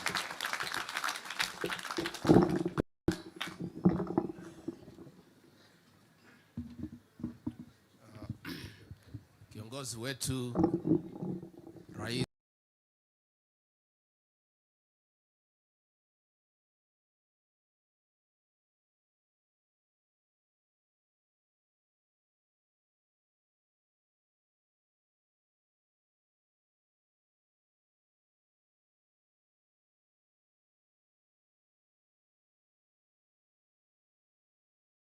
wa Jamhuri ya Kenya, Dr. William Samoei Ruto,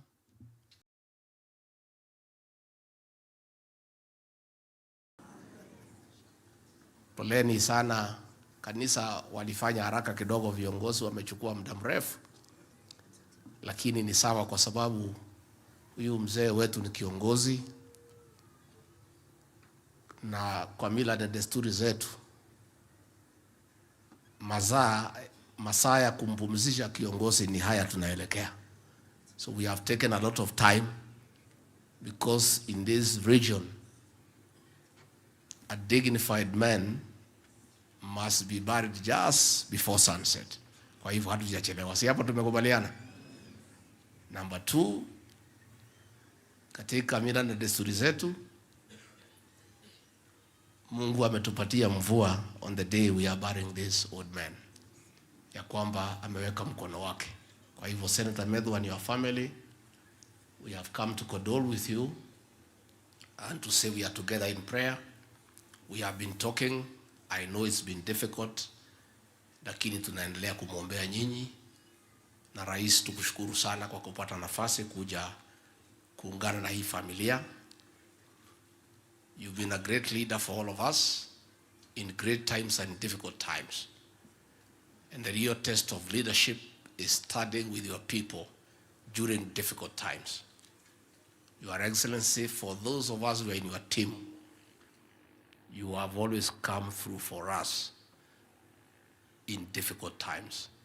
And for coming for Senator Methu and his family, we are grateful. Na ndio tunakupenda na tunakuheshimu, kwa sababu wewe huachilii watu wako. Your Excellency, huyu kijana Methu, sisi tunampenda, tunamheshimu. Mimi sikupata nafasi ya kupatana na babake,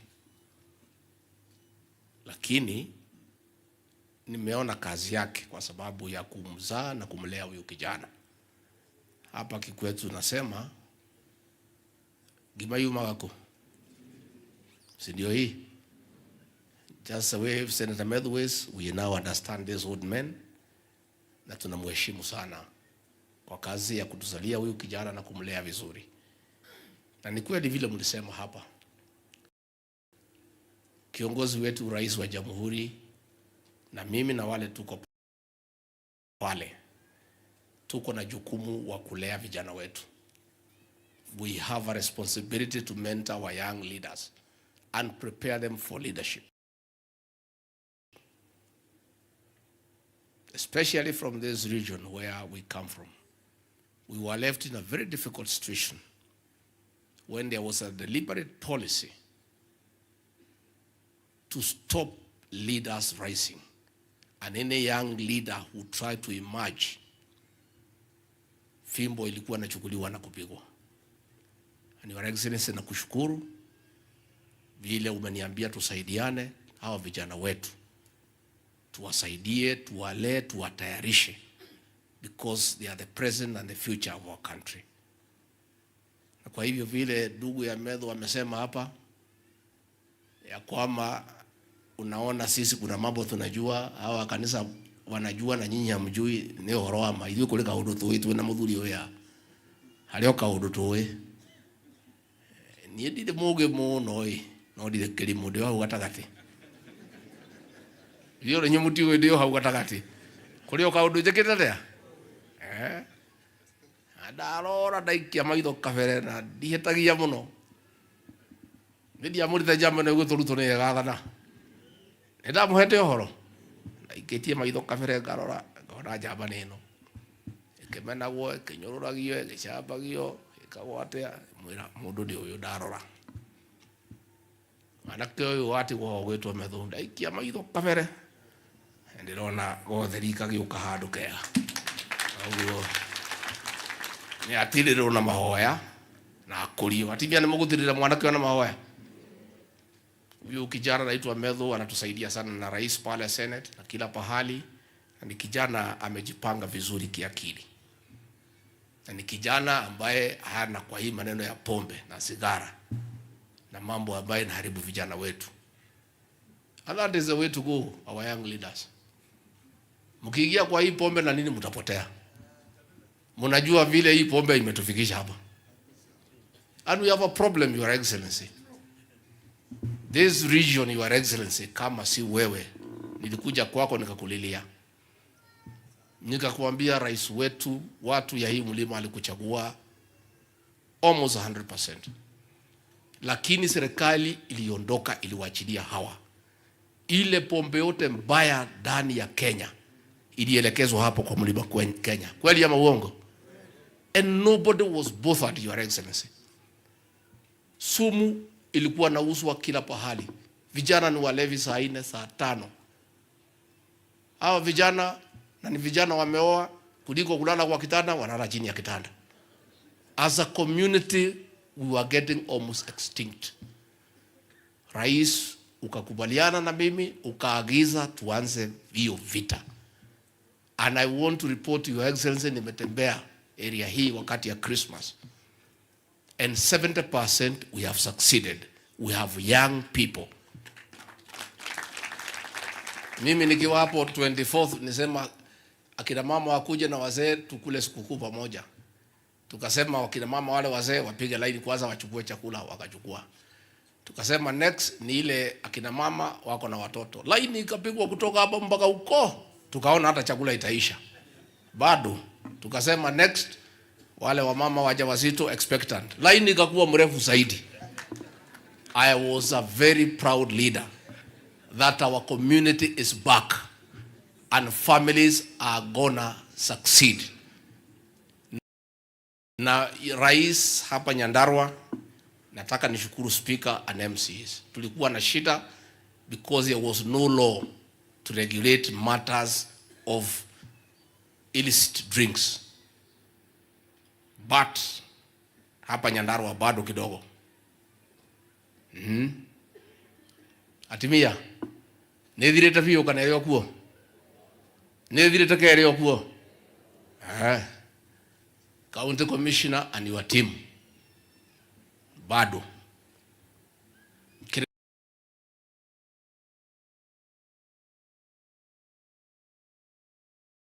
I'm telling you, when the president is here, Commander-in-Chief of the Defense Forces, mtoe miguu kwa gunia. Mtoe miguu kwa gunia. Neguo. We must protect our young people because we have a responsibility to do so. And if it has succeeded in other counties, it will succeed here. And now that the law is almost ready, even before that law, other counties have succeeded. We must do what we should do. Na kiongozi wetu, rais wetu, tulipotea kama nchi kwa sababu watu hapa chini wote waliingia kwa pombe na viongozi wakaingia kwa pombe. That's how we almost lost a country. Kama sisi huko chini tunakunywa na viongozi wanakunywa, hapo iko Kenya. That is the problem. And now that viongozi wakukunywi, tutengeneze huko chini. Tutengeneze ama tusitengeneze? Because now those leaders, you could not tell them there is a problem. Because wenyewe haoni shida. Wenyewe ni walevi. Ndio wanaendelea kukunywa. Sasa pombe ilikuwa nauzwa kila pahali kwa everybody. We almost lost an entire generation. And Your Excellency, we want to thank you, and that battle is continuing, and people, I can tell you, nimezunguka. Akina mama wanaogopa kuzungumza hadharani, but they are also very happy. Wanasema mambo sasa iko sawa sawa kwa maboma. Boma simekaa mzuri. Sema deputy pre muendelee, boma iko mzuri. Atimia nikuweka ka atikuweka. Basi na niko kuagira mwana makiria. Nikimalizia, Your Excellency, niseme tu hii maneno ya Ihithe Donyujeru Road. Hii Methu wanaongea kila siku. Na watu ya Nyandarua na watu ya Nyeri. Karibu hata tupoteze masikio. Tunakumbushwa kila siku. Rais alikuwa amemaliza kazi yake. Barabara imepangwa. Imekuwa advertise, watu wameanza kuuliza tenda. Watu wengine wanasema wanatetea haki za wanyama, wakaenda kotini. Sasa hii haki ya wanyama imeshida hii haki ya Wakenya. Hii barabara, Your Excellency, is not a new road. Imekuweko tangu wakati ya kupigania uhuru. The only difference ni ya mchanga, haina rami. So all we are saying is the same road ambayo imekuwa ikitumika iwekwe nini? Sasa hii wanyama, si magari ilikuwa yanapita.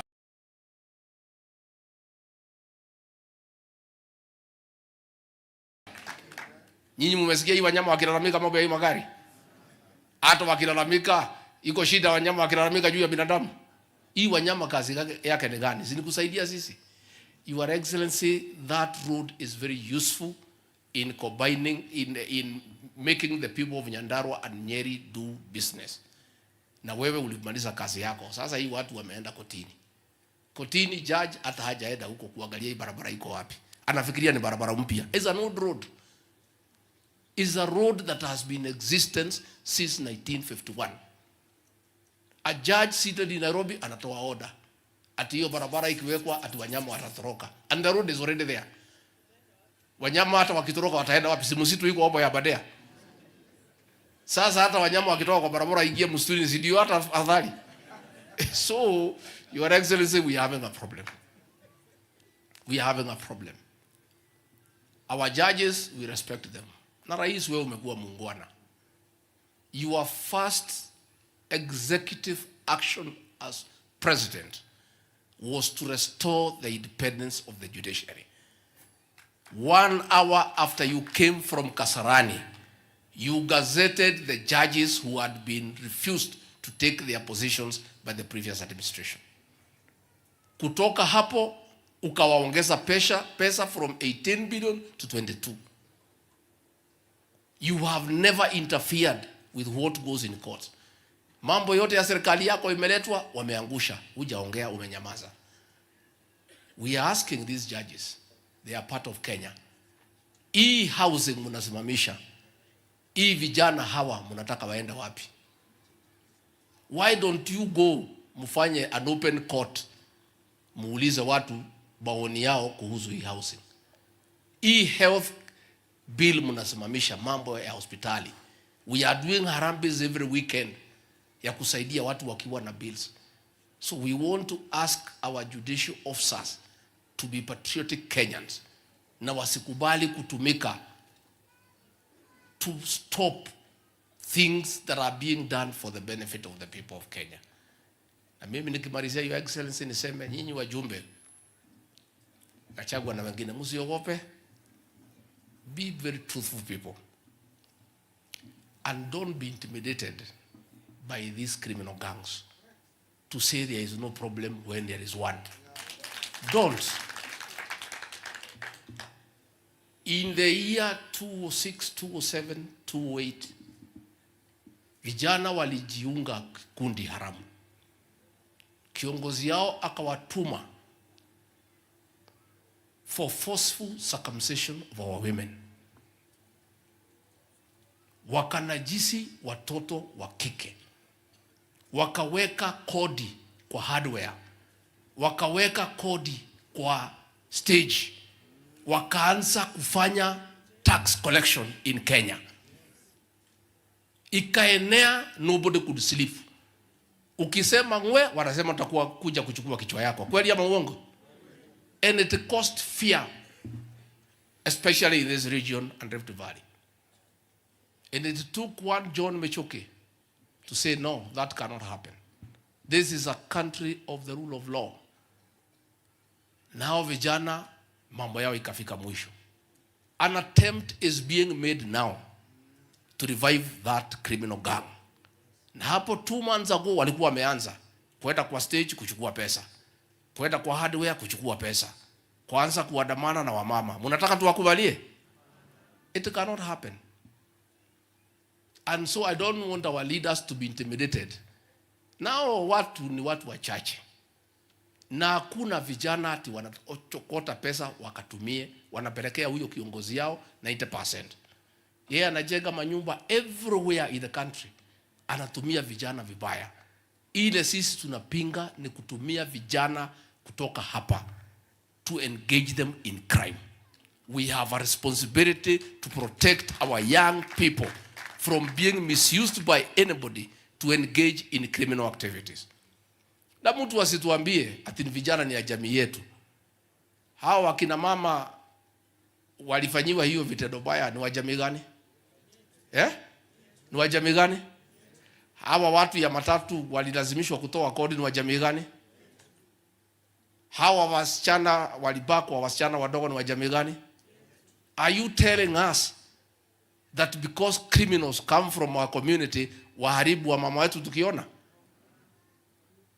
Let nobody tell us, Your Excellency, na mimi niko tayari, if there is any political price to be paid to protect these women and our young girls, kama kura itakosekana kwa sababu ya hiyo, afadhali ikae. Afadhali ikae. We cannot. Hatuwezi kubali. And I want to ask our young people, tafadhali vijana wetu, msikubali kutumika vibaya. Mwende mkachukue kodi kwa watu ya matatu kupelekea mtu ajenge manyumba. Msikubali kuambiwa mwende mkasumbue wakina mama ambaye walizaa nyinyi, muwafanyie vitendo ya kinyama ambaye hawezekani katika kane hii ya dunia hii yetu. So we are saying, Your Excellency, we want to thank our security teams in Central Kenya and in the Rift Valley for their swift action in the last 3 months. That hiyo maneno imesimamishwa, sasa watu wanafanya biashara, watu wa matatu wanafanya kazi yao, and that is what will continue to happen. And we will never allow anybody to intimidate us na kujificha kwa jamii yetu. Jamii yetu is not jamii ya criminals, and we will never protect a criminal ati kwa sababu wewe unatoka hapa. Jana mimi nimekuwa jela pale Kingongo kutembelea wale watu ambao wamefungwa hapo, karibu watu 2,000, na wengi sana majority ni watu wa jamii hii. Na mimi sikusema tulalamike wako pale. If they have committed crimes, the law is there, and we are saying criminals will be treated as criminals, not because of where you come from. Kwa hivyo tusiambiwe na mtu asiatuambie sisi ati wewe deputy president, ati hivi vijana ni wetu, wachieni hao wafanye vile wanataka. Tukubali wasubuhi wakina mama tukiwekwa kwa serikali kweli? Tunaweza kubali? Hatuwezi. And that one, people should know very clearly that it cannot happen. And the 5th administration, led by President William Ruto, is not the one that will allow the resurgence of that criminal gang or other gangs ya kuja kusubuana na wananchi. And in the same token, even what has happened in Meru, huyo kijana ameuawa, the law must take its course. Na tungetaka DCI to quickly conclude those investigations, and whoever is responsible must face the law, irrespective of your political persuasion, irrespective of your status in society, because the law is uniform to the people of Kenya, and that is what must happen. Kwa hivyo Rais, sisi tungetaka tukushukuru kwa kupata nafasi kuja kufariji na sisi hapa Nyandarua, na Rais anapenda Nyandarua, Senator wa Trans Nzoia. If you don't know, ametoa naibu wa rais hapa ya Nyandarua. Sasa atakosa kuja hapa aende wapi? Mimi ni mtu hapa. Sasa hata mimi namwambia rais twende nyumbani. Tena watu ya Nyandarua wamemuonesha mapenzi. You know, everybody likes being loved. Najua kina mama wanafikiria nyinyi ndio mnataka kupendwa peke yenu. Unajua twende takuwa dokate huo. Goro yako ni rakena. Goro kwega tuma karo ya kwe kaigua wega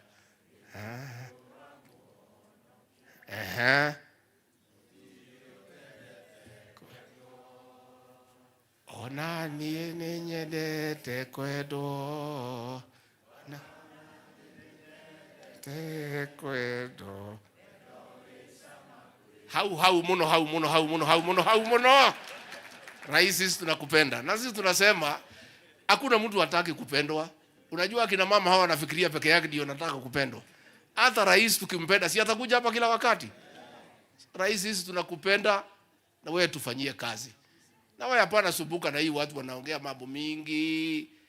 Rais Kibaki alipoingia pale 2002, mwaka wa 2003 at 2004 alikuwa anapigiwa kelele na kila mtu. Ameleta VAT, amefanya nini, akapigiwa kelele, akanyamaza, akaendelea kufanya kazi. Mwishowe akimaliza miaka yake 10. Si kila mtu anasema Mwai Kibaki ndio rais wa pekee Kenya. Rais, wewe umeshika ile line ya Mwai Kibaki. Kanyangia hapo rais wetu. Kanyangia hapo. Hii maneno itapita tu, acha hii watu wapige kelele. Hata nimeona sasa wametafuta wengine ati wanaitwa watu ya opinion poll, au watu wamesema Raila atashinda mara 5. Sasa hiyo watu wewe unaweza kuwasikiza? Forget about these fellows. This is the old script, old narrative by the same characters that means nothing. Wewe rais wetu, wewe fanya kazi. Sisi tuko hapo kuunga wewe mkono. Na sisi tunakushikilia. And we are supporting you. Na unajua sisi waoga, we are there supporting you. And I want to assure you, Your Excellency, nobody can incite this region against you. These are very intelligent people. Watu naonanga wamenyamaza na mnai hakuna kitu hawajui. These are people ambaye wanaelewa. Wewe umepata nchi, deni ndio hiyo. When Mwai Kibaki left this country, ilikuwa na deni ya 1.8 trillion. Amepatia Uhuru Kenyatta ndugu yetu. Amekuachia na 9.8. Wewe vile Speaker Kingi amesema, ungejipenda useme, ndio mimi nipendwe, wacha nichukue ifike 20 trillion, yule atakuja nyuma yangu, atakuja kufanya nini? Lakini wewe umekuwa a patriotic Kenyan. That situation is not sustainable. Umeamua kwanza, wacha tujaribu kungangana na hii deni. Kwa hivyo lazima hapa itakuwa uchungu hapa na pale. But President, in this region, I want to assure you, I've been here over Christmas, tumeongea na hii watu, there is no problem. People are just quiet, wanaangalia, wanangojea, and they trust you, they entrusted you with their vote, they trust your leadership, and they know you know what you are doing, and you make this country great, na watakupatia nafasi, na watakuunga mkono, and more so, wataendelea kukuombea. Ningetaka, nemukuru kama tukaribishe mudhamaki? Tungetaka kwa heshima tumpigie makofi, tumkaribishe rais wetu.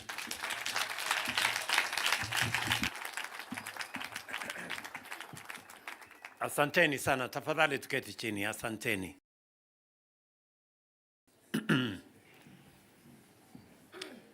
Mama wetu, Mama Janet Maigo na family ya ndugu yetu Senator Methu wa hapa Nyandarua, maaskofu wetu wote, viongozi wenzangu na watu wa Nyandarua, amjambo. Ando wa Nyandarua moriega. Mwathani agosho. Bwana Yesu asifiwe. Hebu mnisalimie hewani hivi nione. Asanteni sana. Kwanza mimi nataka nimshukuru Mungu ametupatia nafasi hii hata katika mambo magumu ambayo tumekuja kufariji familia ya mzee wetu Michael Waweru. Poleni sana kwa family ya mama wetu Janet na watoto wako, na huyu kiongozi wetu wa hapa Senator Methu, poleni sana. Wakati nilipata habari hii nilikuwa mbali, na nilimtafuta huyu senator, nikaongea na yeye, nikaongea na mama, na leo nimefika hapa kwa sababu ya urafiki na undugu ya familia hii na watu wa Nyandarua. Niseme pole sana. Huyu mzee ambaye tumempoteza, vile tumeambiwa kwa historia yake, alikuwa ni mtu wa bidii. Alikuwa ni mtu shujaa ambaye alifanya kazi kwa kujitolea. Mumesikia ya kwamba alikuwa ni mtu wa kutengeneza baiskeli. Sio mtu ati alikuwa na baiskeli, alikuwa ni mtu wa kutengeneza baiskeli ya watu wengine. Lakini akang'ang'ana mpaka akawa na baiskeli, mpaka akawa na gari, mpaka akalea watoto wake.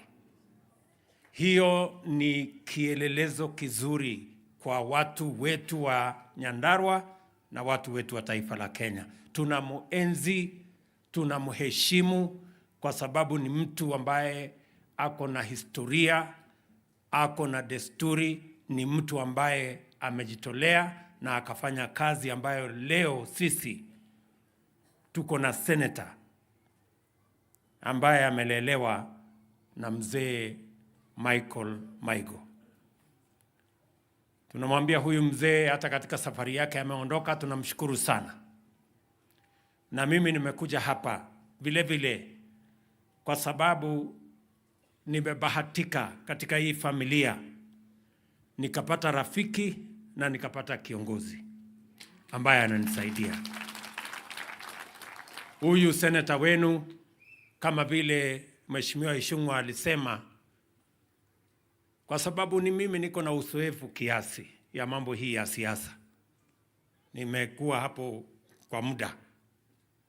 Wakati niliona huyu kijana akiongea katika mkutano moja, na nikasikia ako kwa chama ingine iko pembeni huko,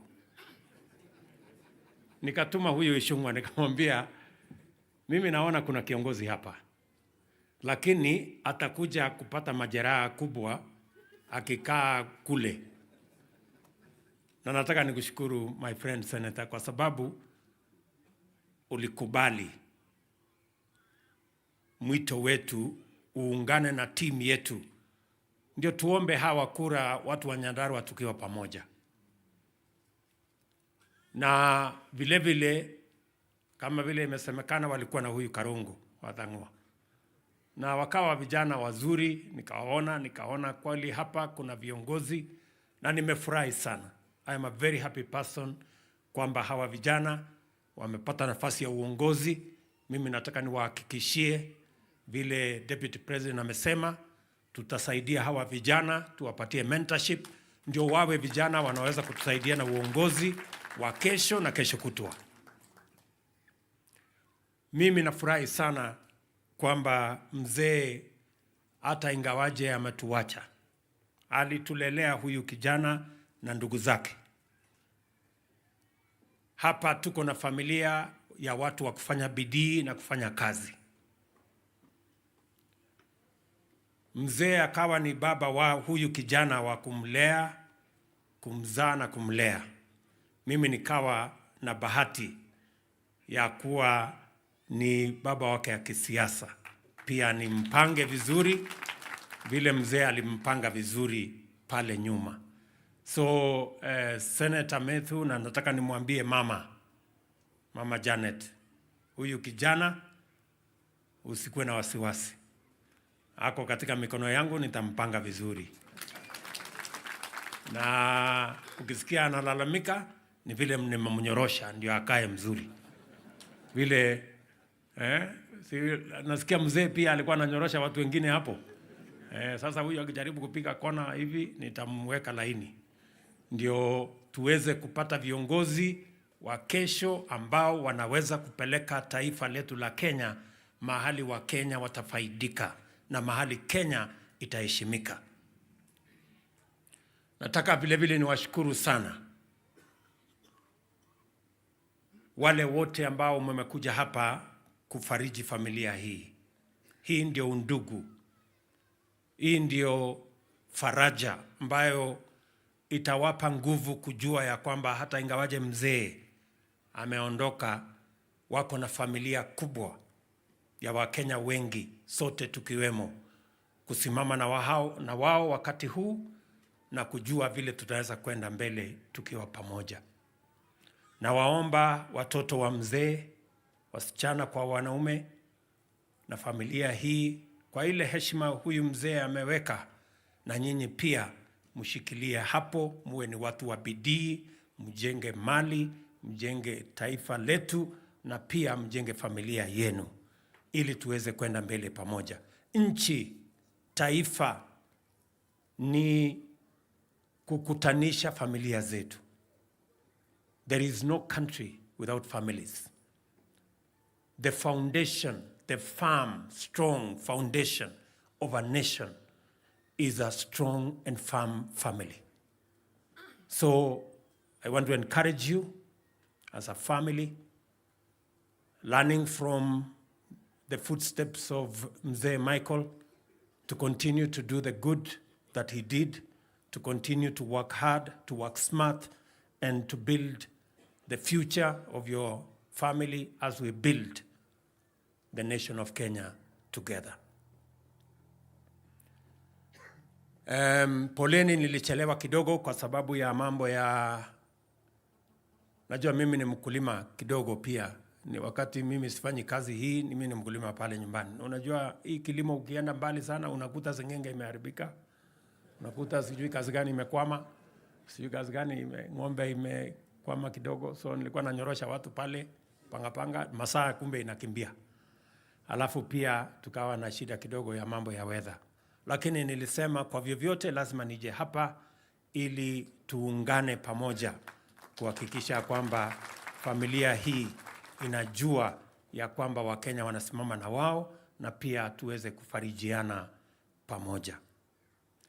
Watu wa hapa Nyandarua, mimi nataka niwashukuru sana kwa kuwa marafiki, kwa kuwa washirika, na yale mambo yote mmesema hapa nimeyasikiza kwa makini.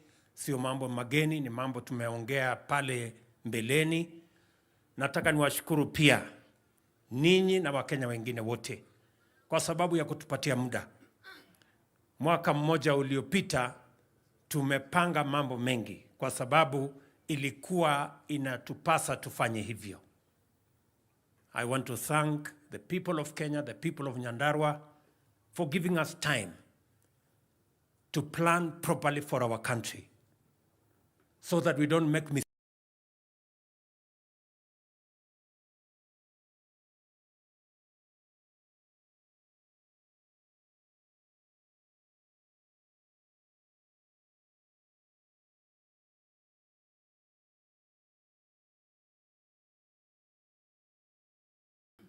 Sio kwa mambo ya leo na kesho, ni mambo ya usoni na vile Kenya itanawiri tukiwa pamoja.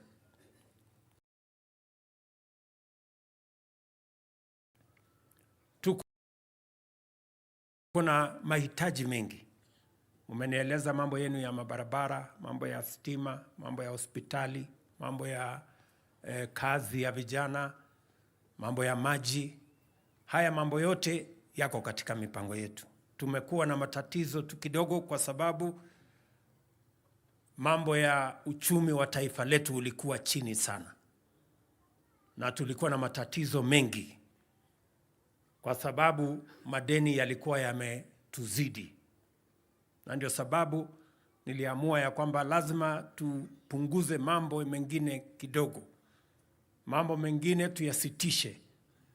We delay some programs, we postpone some programs until we stabilize our economy so that we don't make the wrong decisions and make mistakes that were done before. Lazima turekebishe mambo. Najua ya kwamba kuna mjadala mkubwa. Watu wanasema shida ya Kenya ni hii, shida ya Kenya ni ile. Hata wengine wanajaribu kulaumu ya kwamba shida ya Kenya ni ushuru. I want to tell you ya kwamba shida ya Kenya si ushuru. Shida ya Kenya ni madeni. That is the truth. Kuna watu hawataki kuambiwa ukweli. Shida ya Kenya vile mashida ambayo ya dunia hii ni madeni.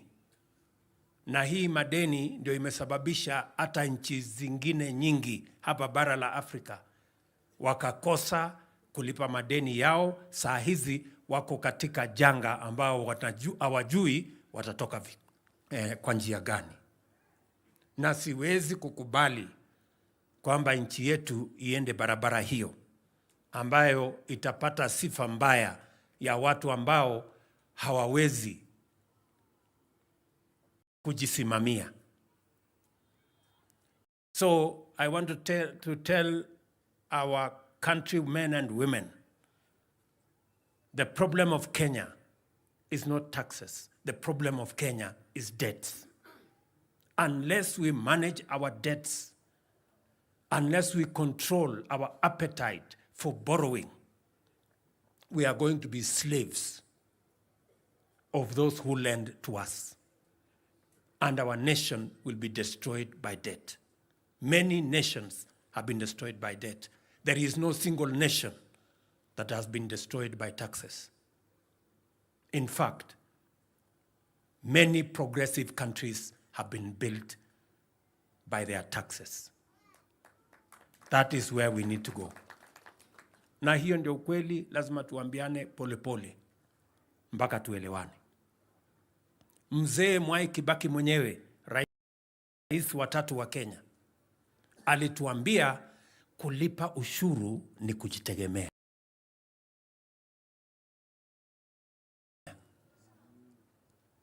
That is what he told us.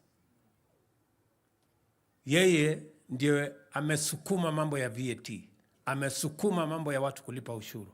Wakati aliondoka, alikuwa ameongeza ushuru Kenya karibu mara 4. Hapo katikati tukawacha hiyo barabara, tukaenda kwa madeni. Madeni saa hiyo imefika trilioni karibu 9 na kitu, karibu 10. Hata kama tungetaka kwenda kukopa, hakuna watu wako tayari kutukopesha tena, kwa sababu tulikuwa tumeonekana hawa ni watu wa kukopa, hawana mpango ya kulipa. Hata wewe kama unajua mtu hawezi kulipa deni yako, utampatia pesa? So, na unajua katika hii maneno kuna watu wanataka tupigiwe makofi. Ukipigiwa makofi na uingize nchi yako kwa mtaro, si wewe ni wazimu? Hiyo barabara haiwezekani. Heri upigiwe makelele na uokoe nchi yako kuliko kupigiwa makofi na uingize nchi yako kwenye mtaro. Na ndio mimi nataka niwaambie, jameni, watu wa Nyandarua, tutafanya bidii. Mimi nataka niwaambie sasa tumedhibiti mambo ya uchumi, na nimesema nitakuja kuanzia kazi ya mwaka huu hapa Nyandarua next week. Vile hawa viongozi wamesema, sijui sasa ule jamaa wa Trans Nzoia atalalamika kiasi gani sasa, lakini nitakuja Trans Nzoia pia. Niko na nakuja Trans Nzoia hiyo wiki nyingine. So nitakuja kuanzia hapa kazi ya mwaka huu. Na kazi ya mwaka huu ni hiyo tulikubaliana na nyinyi. Sasa kwa sababu tumedhibitisha ama tumedhibiti hali ya uchumi, sasa mipango yale mengine tunaweza kwenda mbele kwa taratibu. Hatuwezi kufanya mambo populist. Tutafanya mambo ambayo itaweka msingi sawa sawa ya kupeleka Kenya mbele. Mpango ya barabara, vile mmeniuliza, kuna barabara ambazo tulianzisha nyingi pale nyuma zikakwama nyingi. Sasa tutaanza polepole, nitakuja next week kuanzisha barabara ya kwanza, nitakuja hiyo wiki nyingine nikuje nikwamue ya pili, namna hiyo mpaka barabara zetu zote tuzijenge vile mmetuuliza. Maneno ya maji, maneno yale mengine ni vile vile. Nimesikia hiyo mpango ya St. Luke. Huyu senator amesema inahitaji pesa kidogo. Mmesikia amesema pesa ngapi? Hadi inahitaji karibu bilioni 2. Hiyo ni pesa kidogo kwa hesabu ya watu hapa Nyandarua. Wengine unajua nyinyi mnauza waru sana. So lakini tayari hiyo pia iko katika mipango yetu. Tumeongea na watu wa African Development Bank katika program yetu ya country program. Tutaona vile tutahakikisha kwamba hiyo pia tunaishughulikia ndio mpate maji ya kunywa, tukiwa na shukrani kwa niaba ya watu wote wanaoishi Nairobi, hata wale watu wa Nyandarua. Gavana wetu, deputy governor wa Nairobi si ni mtu hapa. So tukiwashukuru kwa sababu ya kutupatia maji kule Nairobi. Wakenya wengi wanakunywa maji kule Nairobi, kwa hivyo ni vizuri hata na nyinyi mpate maji mkunywe kwa sababu mnatusaidia. So tutashirikiana namna hiyo na tutapangana namna hiyo. Mimi nakuja hapa tena hiyo next week kwa mambo ya program yetu ya housing. Program ya housing hapa engineer, mumesikia kuna vijana sasa wanafanya kazi pale kuanzia leo kwa sababu wamerudi kazini leo. Sasa tutaongeza vijana ambao watakuwa wanafanya kazi katika hiyo program. Mimi nakuja next week kuanzisha program ya housing pale Olkalau, kwa sababu tunataka kupanga vijana zaidi ya 500 pale waanze kufanya kazi. Alafu nikimaliza ya hapo Olkalau nitarudi tena, kwa sababu mpaka tupate vijana 5,000 wanaofanya kazi katika program ya housing hapa Nyandarua mwaka huu. Kwa sababu nimesema mwaka huu ni mwaka ule. Ule mwaka tulikuwa tunangojea. Si namna hiyo? So tutapangana hivyo. Na kazi hizo zingine zote tutapanga kwa pamoja. Ile kitu mimi nataka niwahakikishie ni kwamba we are going to be prudent and we are going to make sure that we do that which builds our economy for now and for the future. Barabara yenu ya Ihithe hapa ambaye mumeniuliza, huyu Methu, wacha ni confirm, amejaribu sana kufanya sehemu yake, lakini wale watu bado wako na kesi. So na hii kesi itabidi sasa tuwe na mjadala na watu ambao wanapeleka makesi kotini kuzuia maendeleo katika taifa letu la Kenya. Itabidi tuulizane maswali. Ni kweli ama si kweli? Yes, itabidi tuulizane maswali. Haiwezekani ya kwamba Kenya, maendeleo ambayo tumekuwa tukingojea miaka nyingi, mipango ambayo iko katika katiba ya Kenya, mipango imepitishwa katika bunge la Kenya, mipango ambayo wananchi wa Kenya wamepigia kura katika manifesto ya chama wamechagua, ati watu wachache 2 watatu wameenda kotini, wakahongana kotini, mpango hiyo ikasimamishwa, barabara ikasimamishwa, universal health coverage inasimamishwa, mambo ya housing inasimamishwa. Lazima tuulizane, lazima tuwe na mjadala. We must ask ourselves, ama namna gani? Yes, lazima tuulizane maswali. Na ndio mimi nataka niseme, we are a democracy. We respect, we will protect the independence of the judiciary. What we will not allow is judicial tyranny and judicial impunity. That we will not allow. That will not happen. Haiwezekani ya kwamba wakati tunaheshimu uhuru wa mahakama, watu wachache, watu ambayo ni beneficiaries, kama wale beneficiaries ambao wamekuwa wakiiba pesa yetu pale NHIF, 50% ya pesa ya NHIF zinafujwa na mahospitali chache, wakora chache, fake hospitals, fake doctors, wanafuja pesa ya NHIF. Tumesema ya kwamba tunabadilisha sheria. Hawa wabunge wamebadilisha sheria.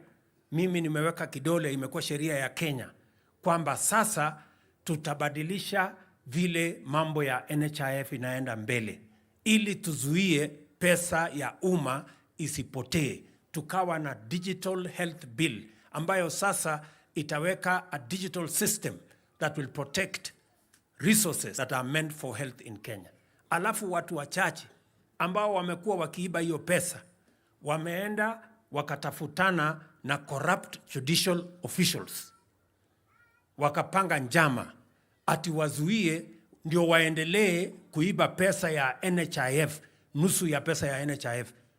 I want to tell you my friends, hiyo haiwezi kuendelea. Sijui kama tunaelewana. Mimi nataka niwaulize, mnataka pesa ya hospitali iendelee kuibiwa na watu wachache ati kwa sababu wameenda kotini kwenda kuhonga judge? Bana. No. Hiyo hapana. Hawa watu mimi nataka niwatangazie mapema ya kwamba mambo ya watu wachache, people with vested interest, people who are beneficiaries of the corruption in the former NHIF, ganging up with corrupt judicial officials to stall the program that is going to make it possible for ordinary citizens to access health care, so that a few corrupt characters, hospitals, fake doctors, can continue to steal from NHIF. I want to tell them it will not happen in Kenya again. And we will stop it.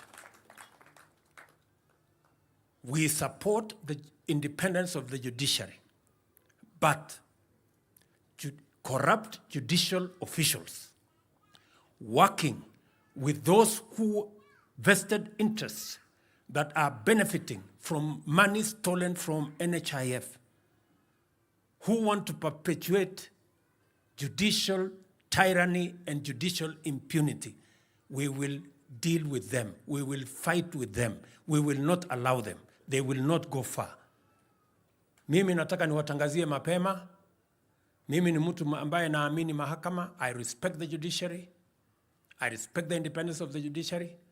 But I also believe that the judiciary cannot be abused by a few corrupt judicial officials. Imagine, niwaulize, hata wale watu wako mahakamani, niwaulize, katiba ya Kenya, Article 43, inasema inalazimu serikali kuprovide housing that is decent to citizens. Inalazimu serikali kuprovide the highest standards of healthcare. Inalazimu serikali kupanga ajira ya vijana wa Kenya. Katiba ya Kenya. Hawa wa Kenya, mamilioni, walienda kwa debe, wakapigia kura manifesto ambayo iko na program ya housing, iko na program ya universal health coverage, iko na program ya ajira ya vijana. Bunge wakaenda wakapitisha budget, iko na mpango ya housing, iko na mpango ya universal health coverage, iko na mpango ya kupanga ajira ya vijana. Ati alafu watu wachache ambao ni beneficiaries ya ukora wanaenda kotini, wanaenda kutaka kusimamisha hiyo kazi yote, ati vijana wetu waendelee kurandaranda wasipate ajira. Ati wa Kenya tusiwapunguzie hawa wenye mapato ya chini kutoka 500 mpaka 300, waendelee kulipa 500 na wao waendelee kuiba hiyo pesa. Ati wa Kenya waendelee kuishi kwa slums.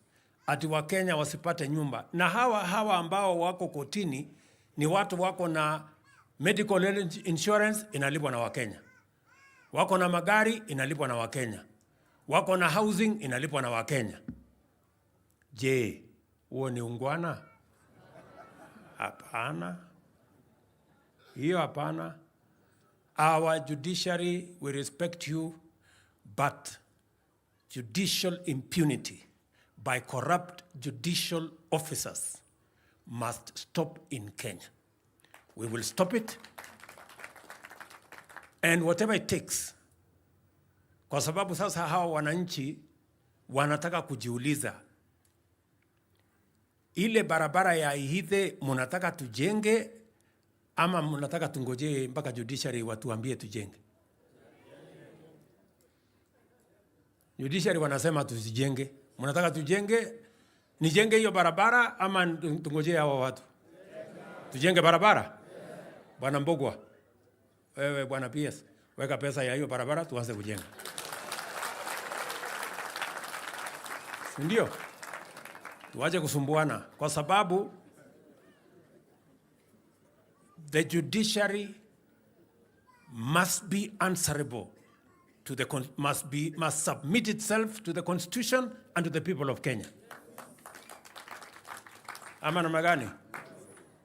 Mimi rais na hawa wabunge wote ambao tumechaguliwa, sisi we submit to the people of Kenya, we go to elections, we are tunapigiwa msasa, yule ambaye amekosa anafukuzwa, yule mwingine anapatiwa kazi. Si ni kweli?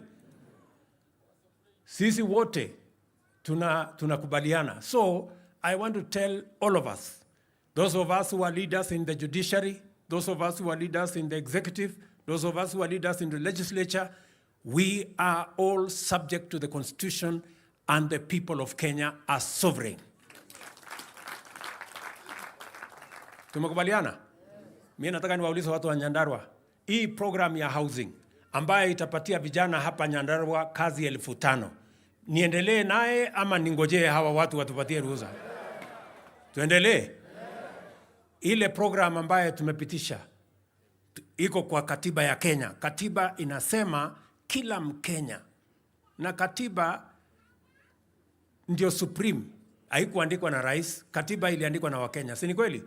Katiba inasema every Kenyan is entitled to the highest standards of healthcare. Number 1. Number 2, hawa Wakenya walienda kwa piga kura. Katika ile manifesto kulikuwa na mambo ya universal health coverage.